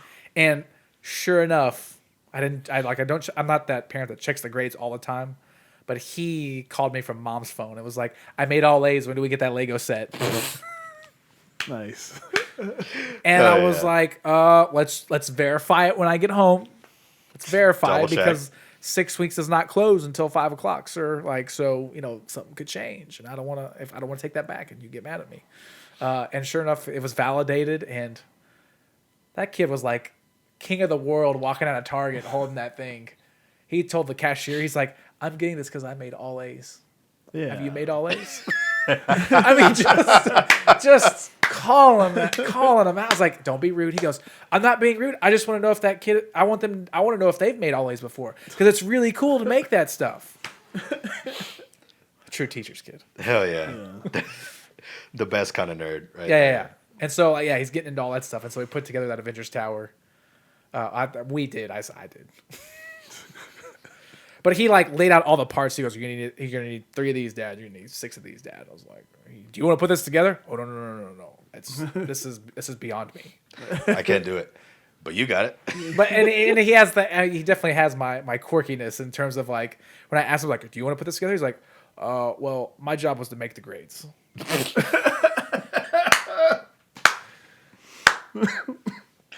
That's awesome. And what do I tell him? Yeah. Like, actually, son, like, no, you're right. I said if you made the grades, I would buy this for you. I guess you inferred I would put it together for you as well. Which, that's cool, man. Yeah. We had a good time talking about it. So we had our little Lego nerd moments and That's awesome. had some man. fun things there. So, Yeah, like, yeah. yeah, man, that kid absolutely crushed first grade. It was great. But little things like that, like I'm all about that stuff. Shout man. out to the homie. I have no problem like bribing my kid with Yeah. stuff. I have no problem bribing our band kids with things. I have no I problem. mean, so we talked about it. Let me finish up. We've talked about bribing. And Yeah. I don't want to touch on that. But as far as goals for this year goes, I would probably say, just have a good showing at one of the the drumline Yeah. contests. Because I haven't had a good showing since my first year. Yeah. Which I think you probably would have this year if they Think I could have. if we would have had something. If it was the original show, I Yeah. definitely think so. You had Because a good show. Cause I probably easily could have gotten like a front ensemble trophy because with those kids I had on marimba and the jazz Yeah. essence that I had written in it, they would have killed that. Yeah, absolutely. So a good showing there. Set the standard of at least 4 for region. I guess the standard's at 9 for solo ensemble. Honestly, for you, man, if your kids are playing a marimba solo, like their job should be to make. That's just. Yeah. I feel like that's every percussion ensemble, Think- percussion studio expectation. If you are remotely competent on a marimba or mallet solo, you should be qualifying for state. Yeah. Like you just At least getting a 1. Yeah. I'll say that. Get your 1. You should get your 1. Yeah. I'll say respective to your grade level, and, Yeah. and again we've talked about this. The fighting aspect of it. If you're a white belt and you get a 1, you got a 1. You still got a 1, dude. Still got a 1. But if you're a brown belt, you're Jaden's of the world. Yeah. You get your 1 properly, then you get to go to state afterwards. So no fewer than 9 there, and then having a real indoor season and doing it right. Which I think y'all probably will, I imagine. I think so. I think I've got to. What's more valuable to you? $1 million question here. Perk ensemble, indoor marching season. Which one shows more growth for the kids? I think it's so different. It's hard to Yeah. compare.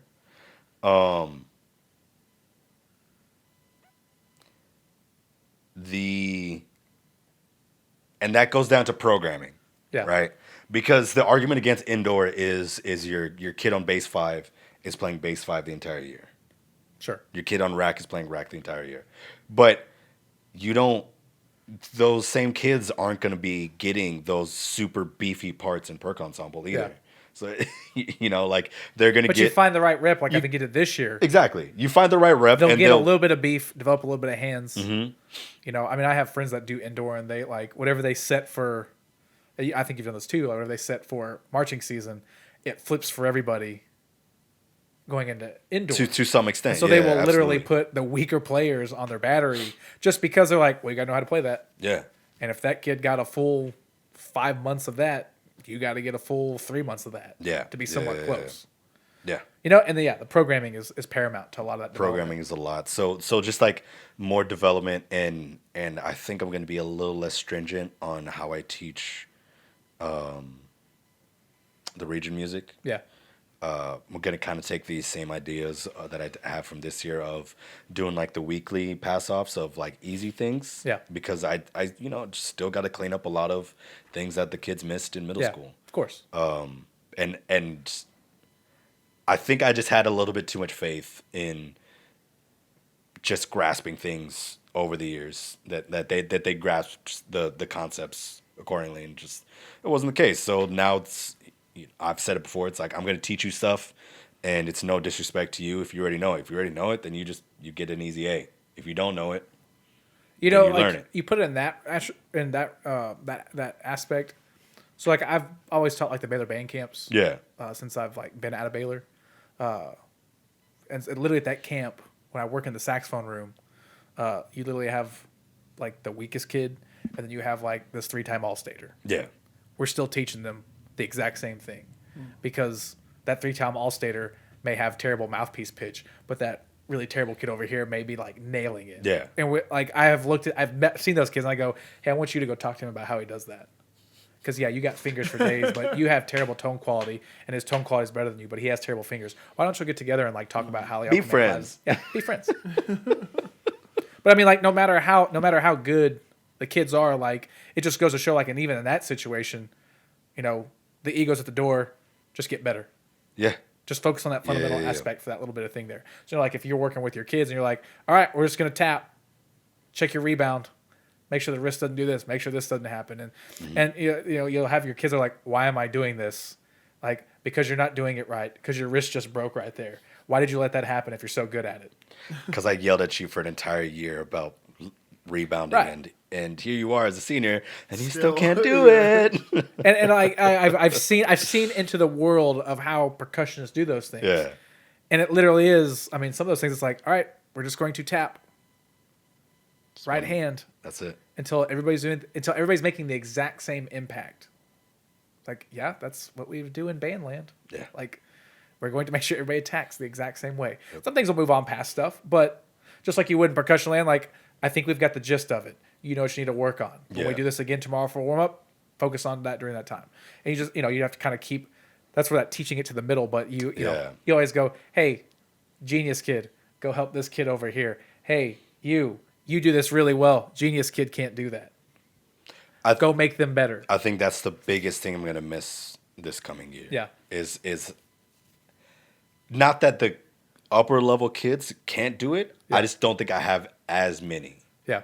As I had this past year. But that's good though, because they'll feel like they're all on a level playing field. Which they is won't true. feel that big gap of all the development, the knowledge that the kids all have. And that it also things I'm excited about for the fall season is that it really evened out just kind of across the board. Yeah. Like the kids that are slightly better, like the kids on Remember are slightly better than the kids on Vibes. But it's not like this kid has made state for 3 years and you've done nothing. You barely know your scales. Like, so I'm excited for that.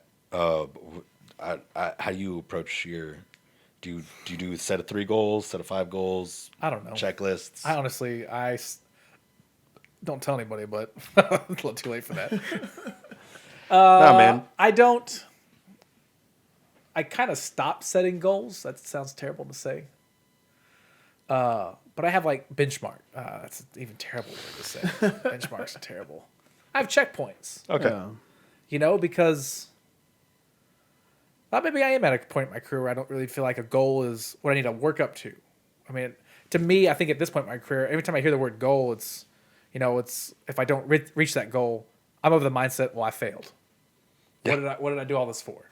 100%. You know, I think I do have long-term expectations. You know, like I'm always thinking 5 years down the road. I'm not thinking presently at any given time. I'm like, and I learned that at a very early age from some workshops I went to. They're like, you shouldn't worry about the kids you have in front of you. Worry about the kids you're going to have in the next 3 years. Worry about that. Worry about that. How are you always getting your program going? Who's the young kids coming into it? How are you getting them into your program? How are you getting them to buy into that? So I think that's where I'm at all times. So we'll call that a goal. That's my goal for this year. How am I getting the next crew of freshmen in here without losing minimal? And how am I getting them to buy into what we're doing? Yeah. That's my goal. Like, what am I doing consistently? You know, I have some ideas that we'll talk about as a staff later on. I don't want to ruin the surprise here, you know, have the official, the pre-unveil. But I mean, I have some ideas that, I think I've told you as kids were like doing their exit surveys for us. So Yeah. Evan, you don't know this. We do like an exit survey with seniors. And I always, I was like, I want you to be as brutally honest. Yeah. What did you hate? What was your least favorite thing? What can we like legitimately do to make whatever your experiences in the Wildcat Band better?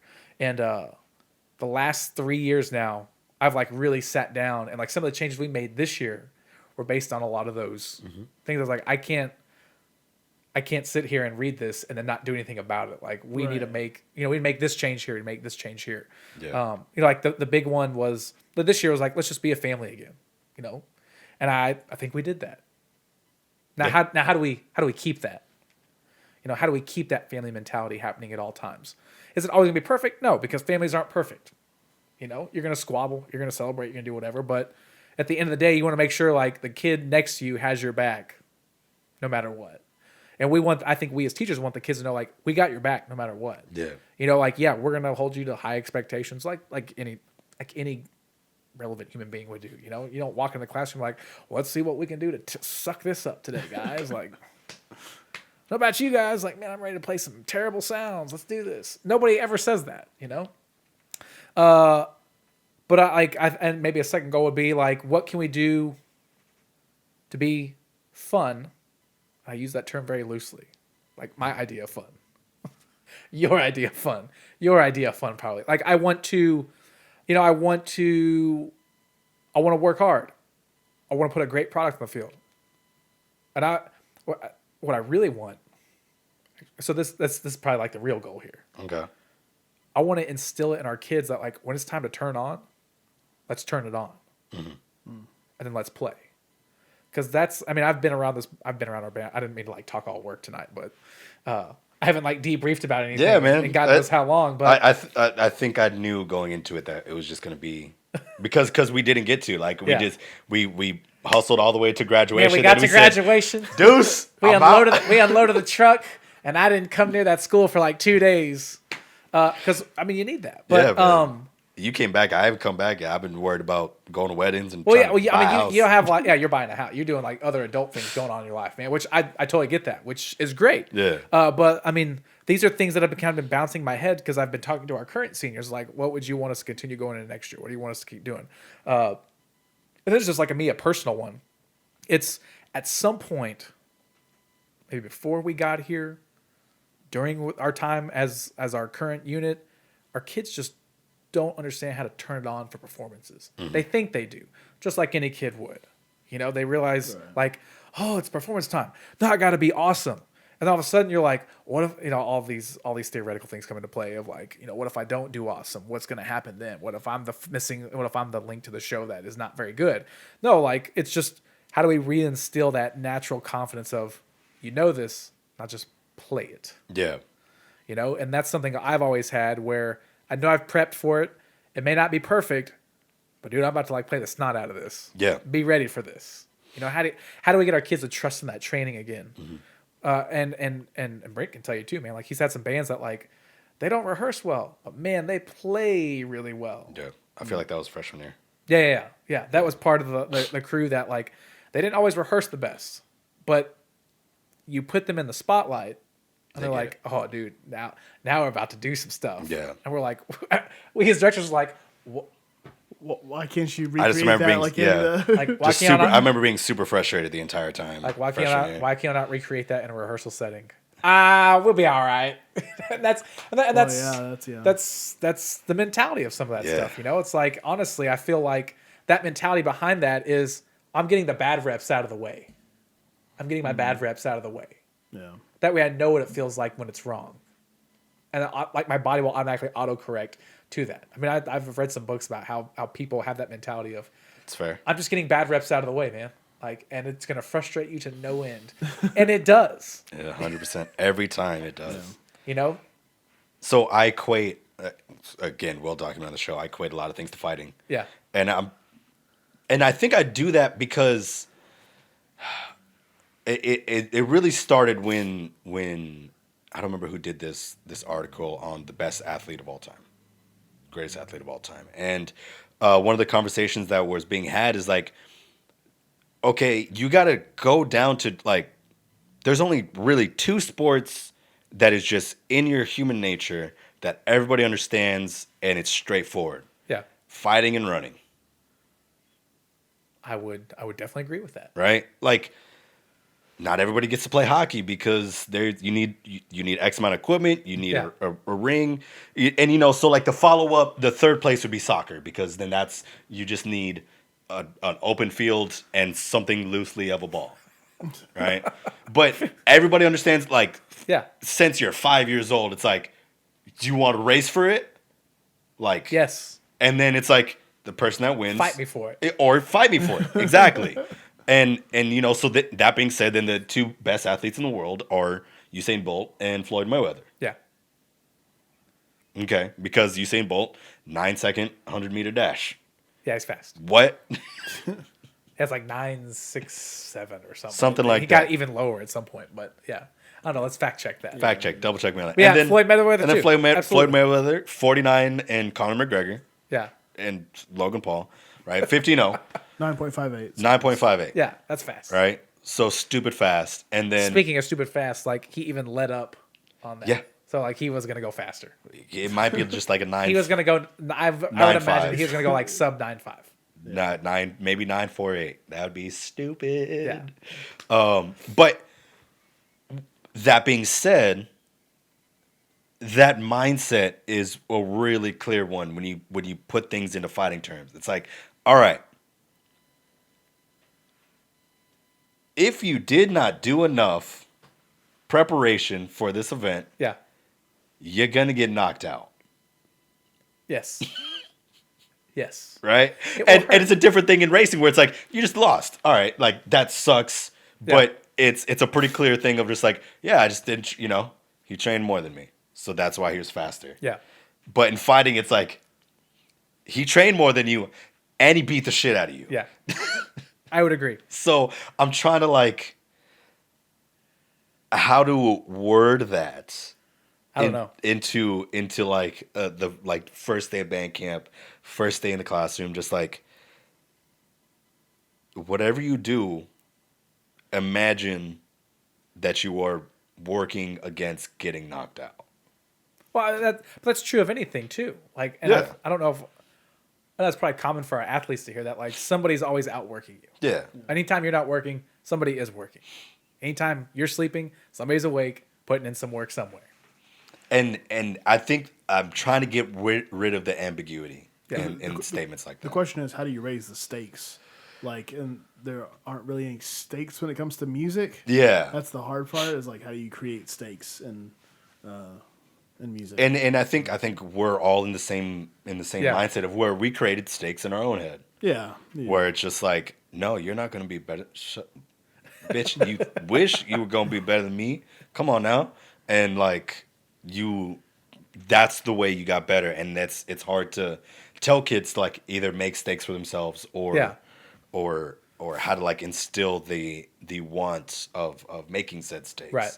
You're right. That is the problem. And that brings me to my other idea of you get paid for your level of performance. I did like that idea because you Yeah. get a pizza party. I'm all about pizza parties. Love that. Who doesn't love a pizza party? Who doesn't love a good pizza But party? I mean, I would totally agree with that because the idea was of like, hey, you did a good job. You get $1 in the bucket. Yeah. You get $1 towards a pizza party. At the end of the week, how many of y'all are gonna get a slice of pizza? Yeah, it was the Because max. you involve food. Yeah. That's a different psychological level where like, oh, I would like to eat. Why is he getting food? Well, he worked. I worked too. Yeah, he worked better than you. Oh.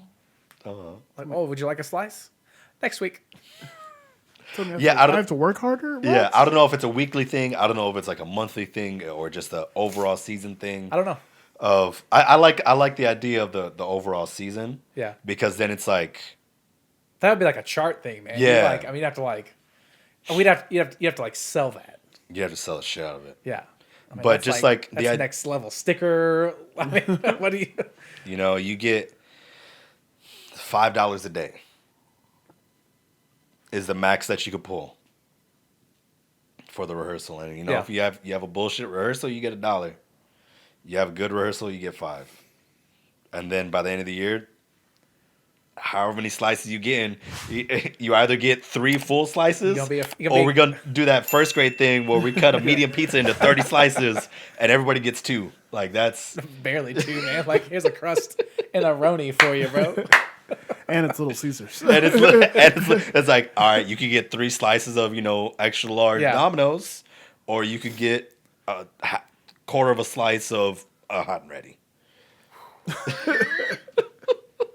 You could get Maybe, yeah. Big Red and Dr. Pepper, Get Big Red Dr. Pepper and like some red soda. And or you can get red Dr. soda B. or Dr. B. Or a small water bottle. Right? Like I'm gonna get 8 ounces of hydration on this one, man. Sorry.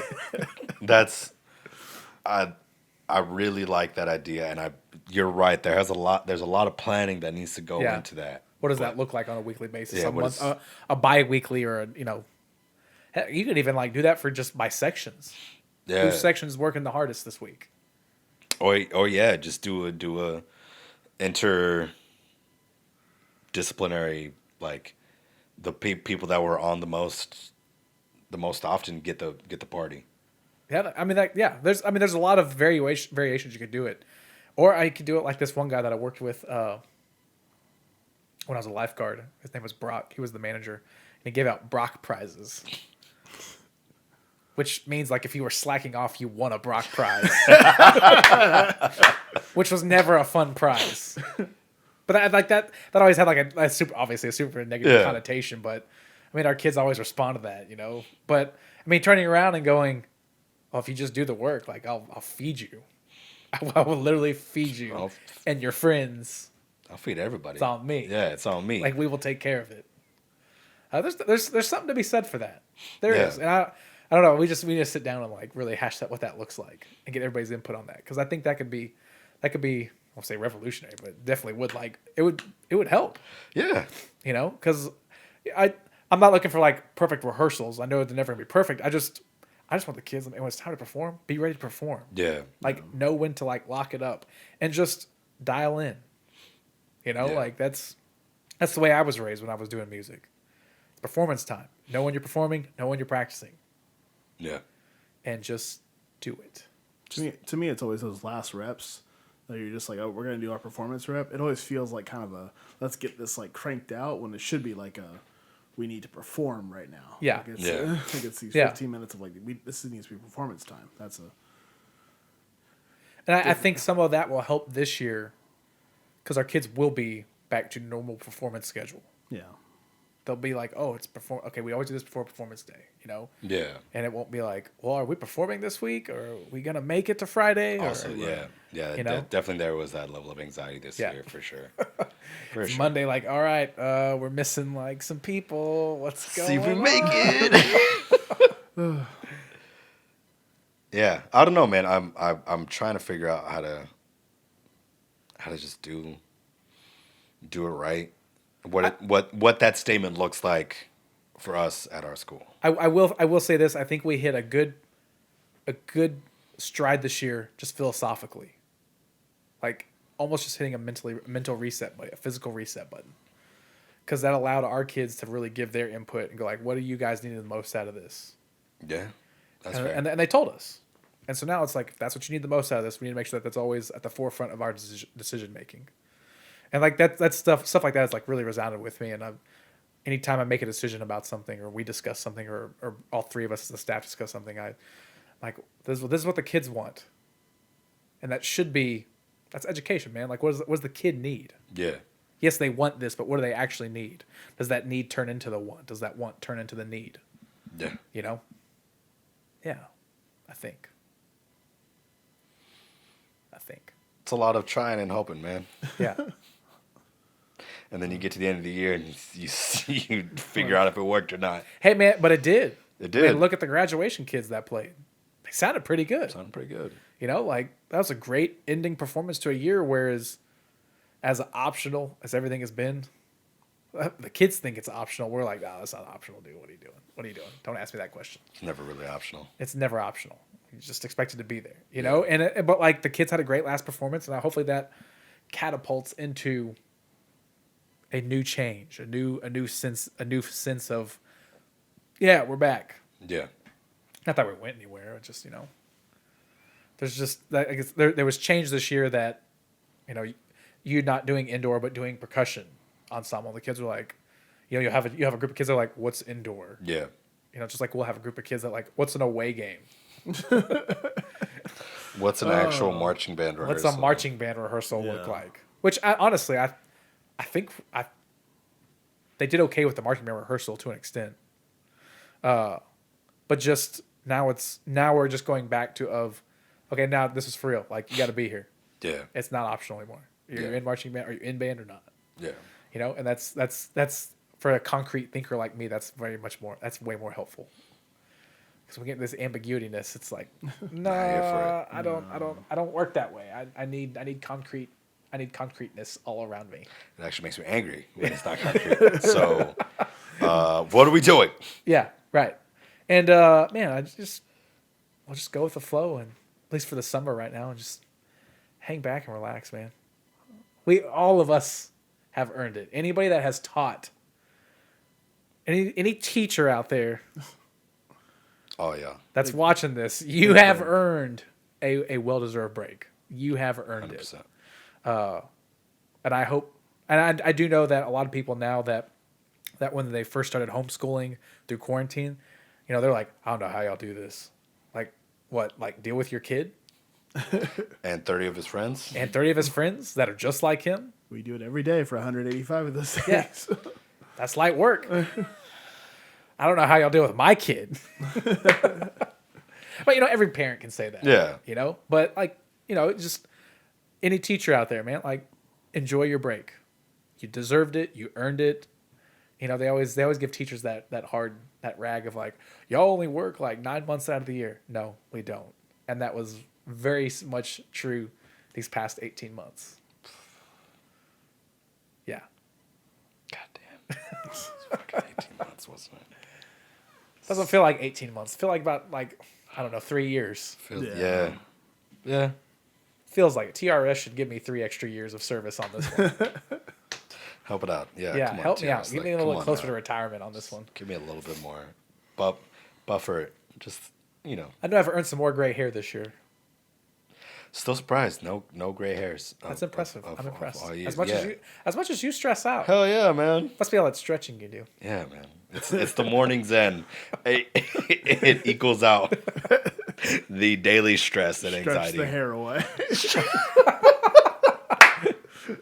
That's all I do. Yeah, stretch the grays. There you go. Yeah, man. They just keep finding me. Found one in my beard yesterday, and I was like, oh, this has got to go now. That's a rough one. Yeah. Evan, check this out, dude. For summer band, I'm going to rock the white New Balances. Nice. And the dad socks. Yes. I'm thinking of going full mustache, too, man. Just like, do it. Mustache and the soul patch. I haven't decided yet. Just wear like a golf shirt every day. Like I'm thinking about it, man. I'm thinking about it. I'll rock, dude. I want like one of our student awards is going to be who has the best tan lines. So like go hard.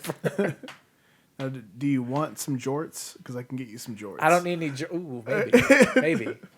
You got to change into those. That'd be so uncomfortable. You got to change into those for horrible. music rehearsal. That's Yeah. that's No, the way to that do you it. got if you wear jorts, you got to be committed to that all the way through. Man, if I'll buy you dinner if you wear shorts. Treat dinner's on me, dog. If you wear jorts for the entirety of summer band, Give me a week on that. I gotta go to the full band camp. I'll take you to lunch if you do a week. Gonna be the same pair of jorts every day, man. They're gonna disintegrate by the end of band camp. I'll take you to like a. I'll do the jorts and the white V-neck shirt. There we go.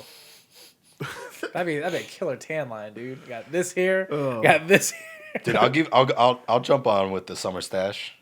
I'll do that.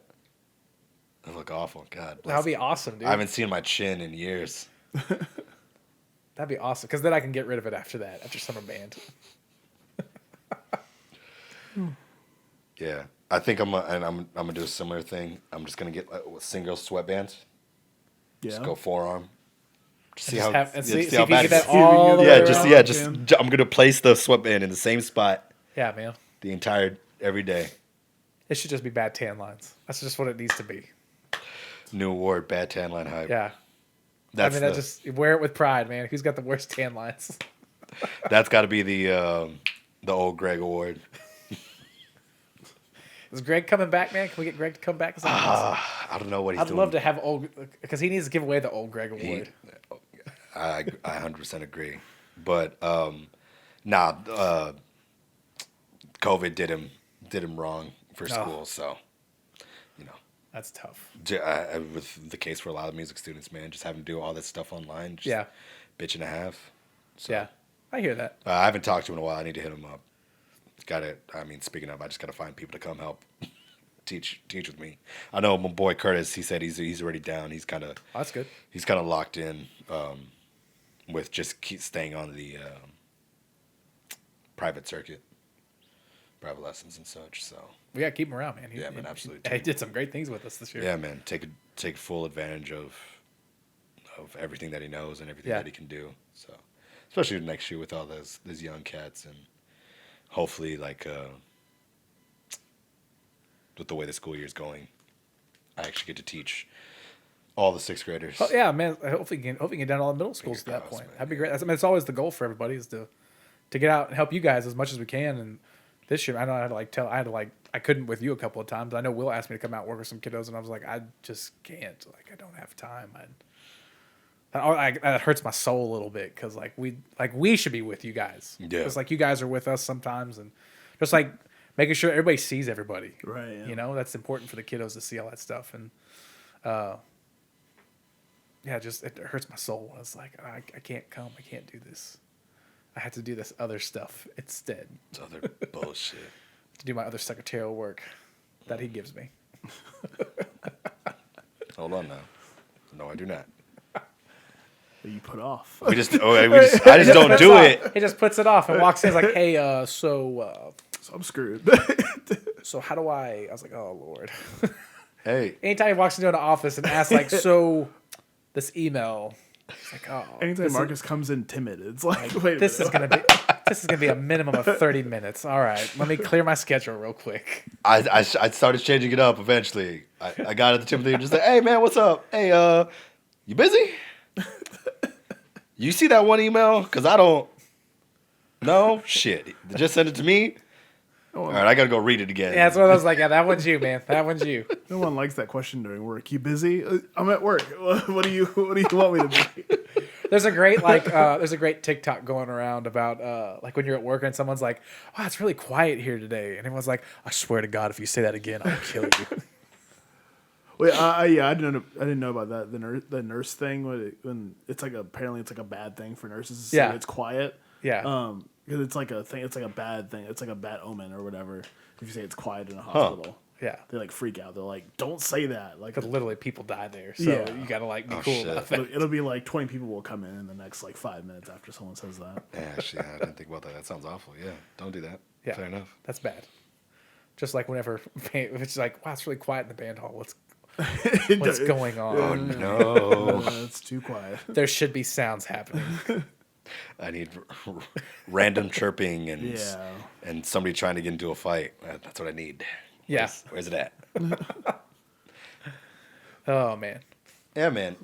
Looking back on it, it was exhausting, but ended up being, I think, as good of a year as it could have. I think so. And honestly, with this past year, if we can survive that, everything else is in the bag. Like, there's nothing you cannot handle at that point. Everything's light work. Yeah. I mean, and I mean, I think you probably saw me on some of my worst days. So, like, Likewise. and it's never pretty, but, you know, as I would tell the kids, I was like, we're not perfect, but y'all got to give me, like, y'all got to work with me here. Like, y'all are not helping the situation Got to at be all. a little better. Yeah, and they're like, and some kids were great. And they'd be like, yeah, I realize I could have done that a little better. My job here is done. I have taught you to recognize what you need to do better. You have been taught. Go for it. But yeah, like if we've made it through this, I feel like I can handle a lot of other things down the road. I'm sure. I agree. So, and it's, would I do this year over again? That's a hard no. But I wouldn't necessarily change anything about it. Because the hand we were dealt, made the most out of it. You know, it's, you know, you walk into the poker table at Vegas. You're like, I'm starting off with this. I'm leaving with this. I think we left with a little bit more than what we started with. In all honesty. I'll give you that. Because, I mean, we went all in on certain aspects of it. We didn't come out the way we wanted to in certain spots. But overall, we're still walking away with some money in our pocket in the grand scheme of things. Got some money in the bank to put towards next year. All right, cool. Awesome. Our kids were exposed to a lot of different types of music. Actually, man, the big thing that this was my pet project this year was bringing all those masterclass teachers. Yeah. Like having somebody who's a professional on your instrument Come through and just give you some TLC. That way it helped fill the gap with a lot of kids. Yeah. And Evan, you guys will get some of that next year too, because like we have it set up to where our masterclass teachers will be able to come, like it's used for all the instrumental classes. Awesome. So yeah. So getting them to come out on specific days for you guys and just come and working with whoever we can get, you know, giving them, doing that stuff, making those partnerships, reestablishing them with UMHB and TC this year. Yeah. That was huge. Yeah. You know, having Alton, having Curtis come out, having Dr. Crawford come out, work with stuff in our studio. I mean, all that stuff. Having Norm been there on a weekly basis. All those guys. Just, hey, these guys work at TC. You want to go to TC? Ask them questions. You want to go to UMHB? Ask them questions. They'll help you with whatever you need. Mm-hmm. So, I mean, having all that stuff was a huge, huge thing. So now going into next year, there's my other goal. You got me thinking about goals now. There's my next goal. How do I make that better? And I know we've already talked about how some things that we have coming down the pike. I've told you guys that already, with at least with the jazz kids. Yeah. Some stuff there that we had to put off because of COVID. But now I've made the phone calls and it's like, oh, this might be cool. This will be good. Yeah. Just have to make sure it happens. So that's just that's another level of stress. I'm not worried about kids performing at that point. It's just like I just got to find this large sum of money to pay for all this. That's it. I think it's going to be there. Just have to. Fingers crossed. Yeah, just fingers crossed. We'll be all right. But yeah, like I said, I think we came away with a lot more in our bank than what we started with, and I'm good with it, man. Like I think I say that confidently. Like I'm good with it. Some kids that we needed to step up did step up. And we found out what they're really made of it a lot of times, and future's bright. They just have to develop the way they're supposed to. Yeah. They just got to practice. You got to practice. Because, I mean, that will change everything. Yeah. You know? My only regret this year was not being able to play the whole first suite. That first piece. And part of me died on the inside. Having to cut it. Like, that was one of those, like, that's a bucket list piece. You want to conduct. I mean, they played it well, you know? And some of that was like I think our percussion kiddos on that one looking at that going like, oh, this is too easy, and just not hearing it, but also like some of the wind parts just not counting, just taking some super easy counting things for granted. Right. And on the day of a concert, you hate to cut a piece, but you're like, I can't in good faith put that in front of an audience, because even the audience will know that does not. They may not know the piece, but they're gonna like. I can tell that's wrong. They're like, that's very wrong. Yeah. And you get the fake mom clap of like, that's. Oh, good job. Yeah. You made it through that. And yeah, you never you made it through that. You never want to go like, we made it through it. Like, no. So that's something I'll like shelf and do it again next year maybe. So, but For sure, man. That's, I mean, you got to do it. I need to start taking those risks on some of those meatier pieces and just like sit down and like play it. But that also taught me because I've never taught that piece before. So like now I'm getting a point. Another goal of getting a point in a career where I need to start conducting some pieces I should be able to conduct.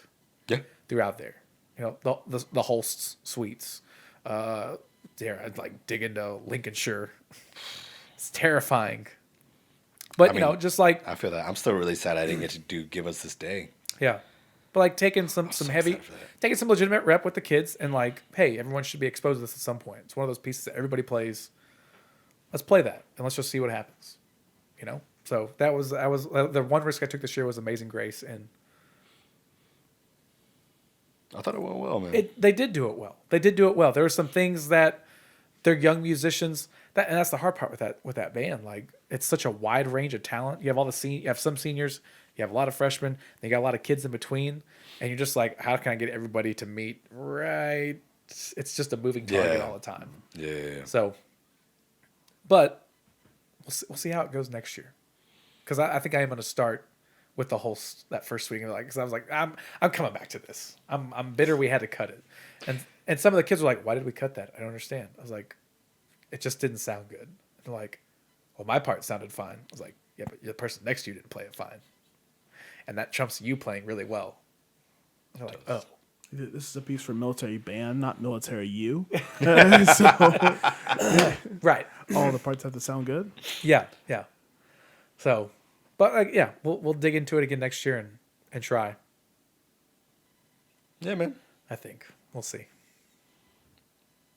I'm not hoping for easier.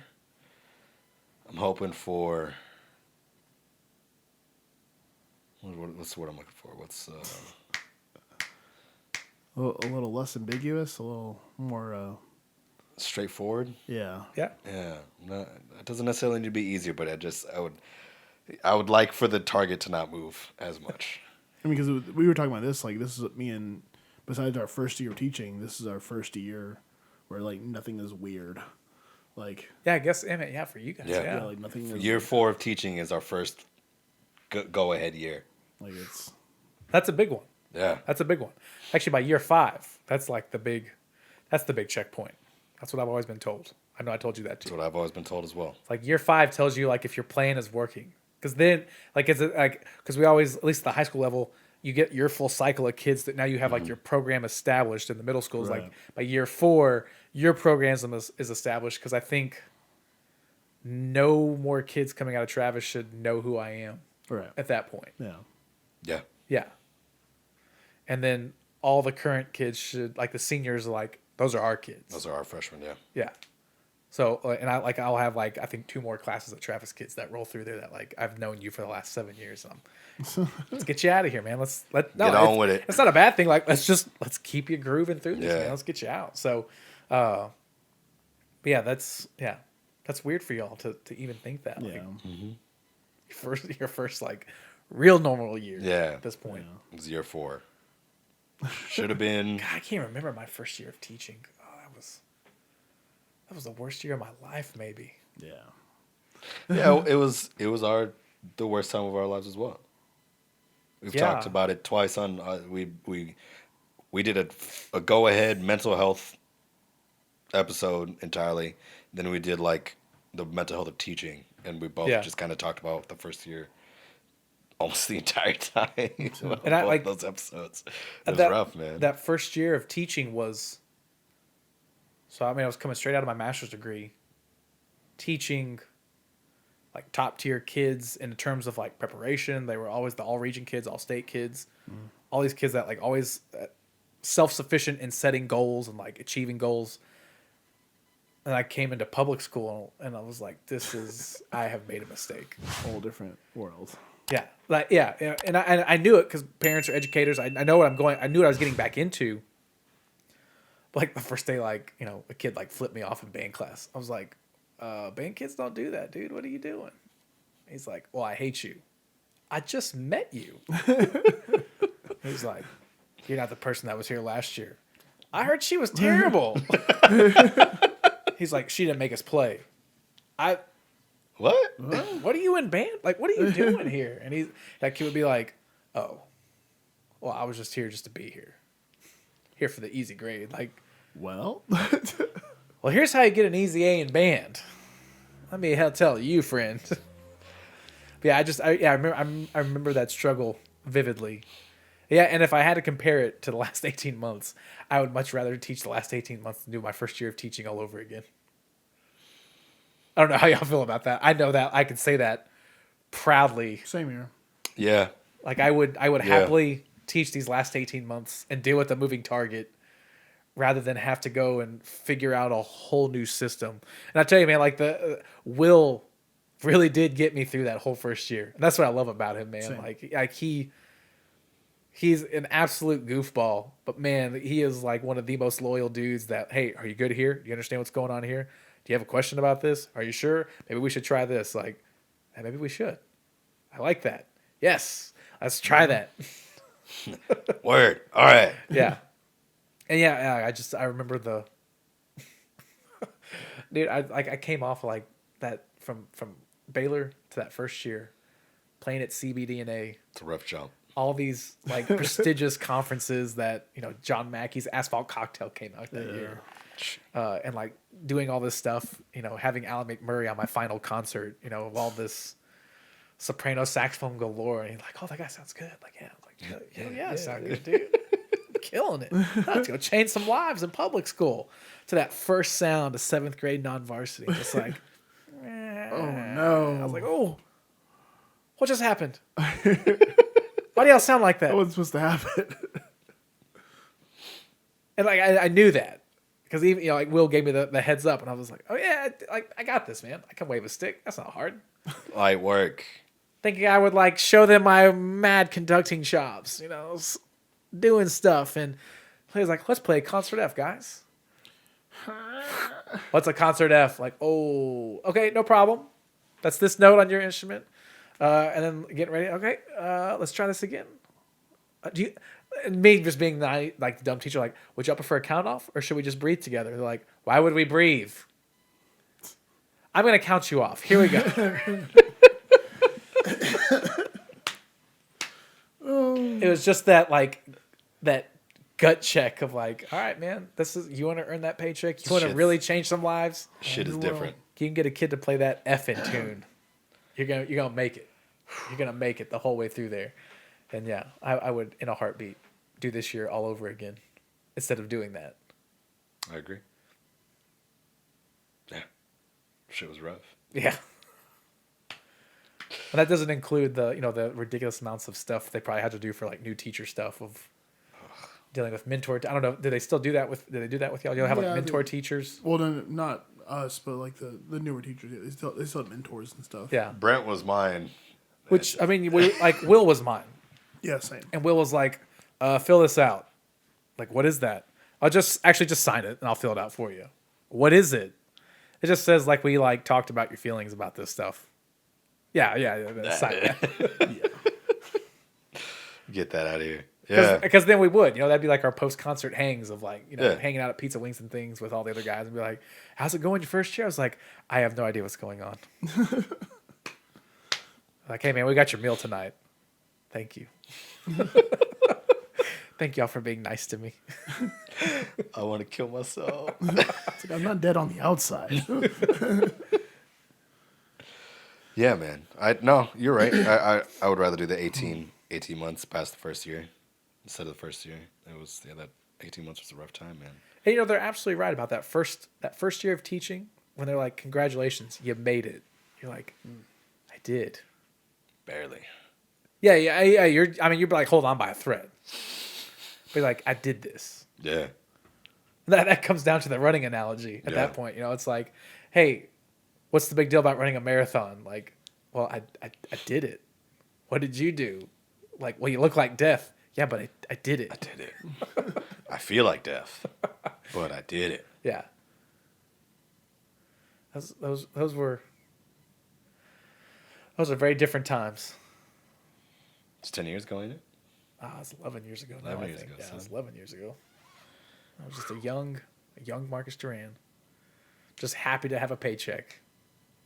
Shit. You right. Heck yeah, I still got that PlayStation 3 I bought with that paycheck too, man. I was playing it today. This is simple joys, man. Yeah. Simple joys in life. Yeah, I remember like going to I had to like call Wells Fargo before I bought that thing. Like, I'm about to spend this money on at Best Buy. Please don't flag my card. They're like, all right, yeah, you're good. Go ahead, buy it. You're a better person than I. I just be swiping shit, and then I get the call from my bank like, "Hey, is it you?" Yeah. Yeah. Have you ever want to just tell them no? Like, oh, that's not me, man. That's not me. But then, of course, they'll come back and they'll sue you or track something. it down, yeah. They'll try to get their money back. But also, I have enough fraudulent charges against me Yeah. of not my court. I think I could let one slide. Go buy a TV. No, it wasn't me. They're like, fuck, this kid again? God damn it. All right, how much was it this time? 200? Yeah, just refund the goddamn money. And give him his money. Yeah, leave him alone. Give him his money. Yeah, man. Well, as always, it's always a good Pleasure to be here. time talking Close with you. out the Close out the home last studio. The studio apartment show? studio, excuse me, not the home studio. home studio's coming up, man. Home studio's coming up. Spiral Man. staircase. So between now and then, I might do a solo dolo. We got the podcast from Mexico, and then hopefully the next time Yeah, man. you see the show, it's in the new house, Live from over there. live from 3 blocks down.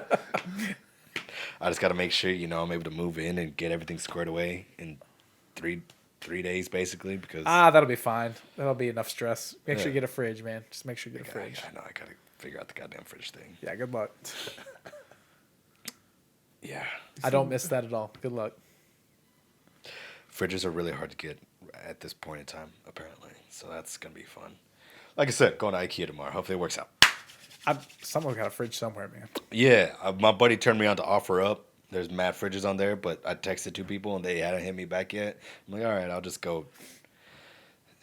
Fuck off. I guess my bad. Sorry for inconveniencing you because you're trying to sell something. I'm trying to buy it from you. I'm Damn it. literally trying to like hook you up with some money here. Like, I have money to give you. You have fridge. I would I like have to buy money. this. But as always, man, appreciate you, big dog. Senor, appreciate you. Thank you. For jumping on. Everybody that's been rocking with us all the way to the end. Hope you guys enjoy the show. Peace.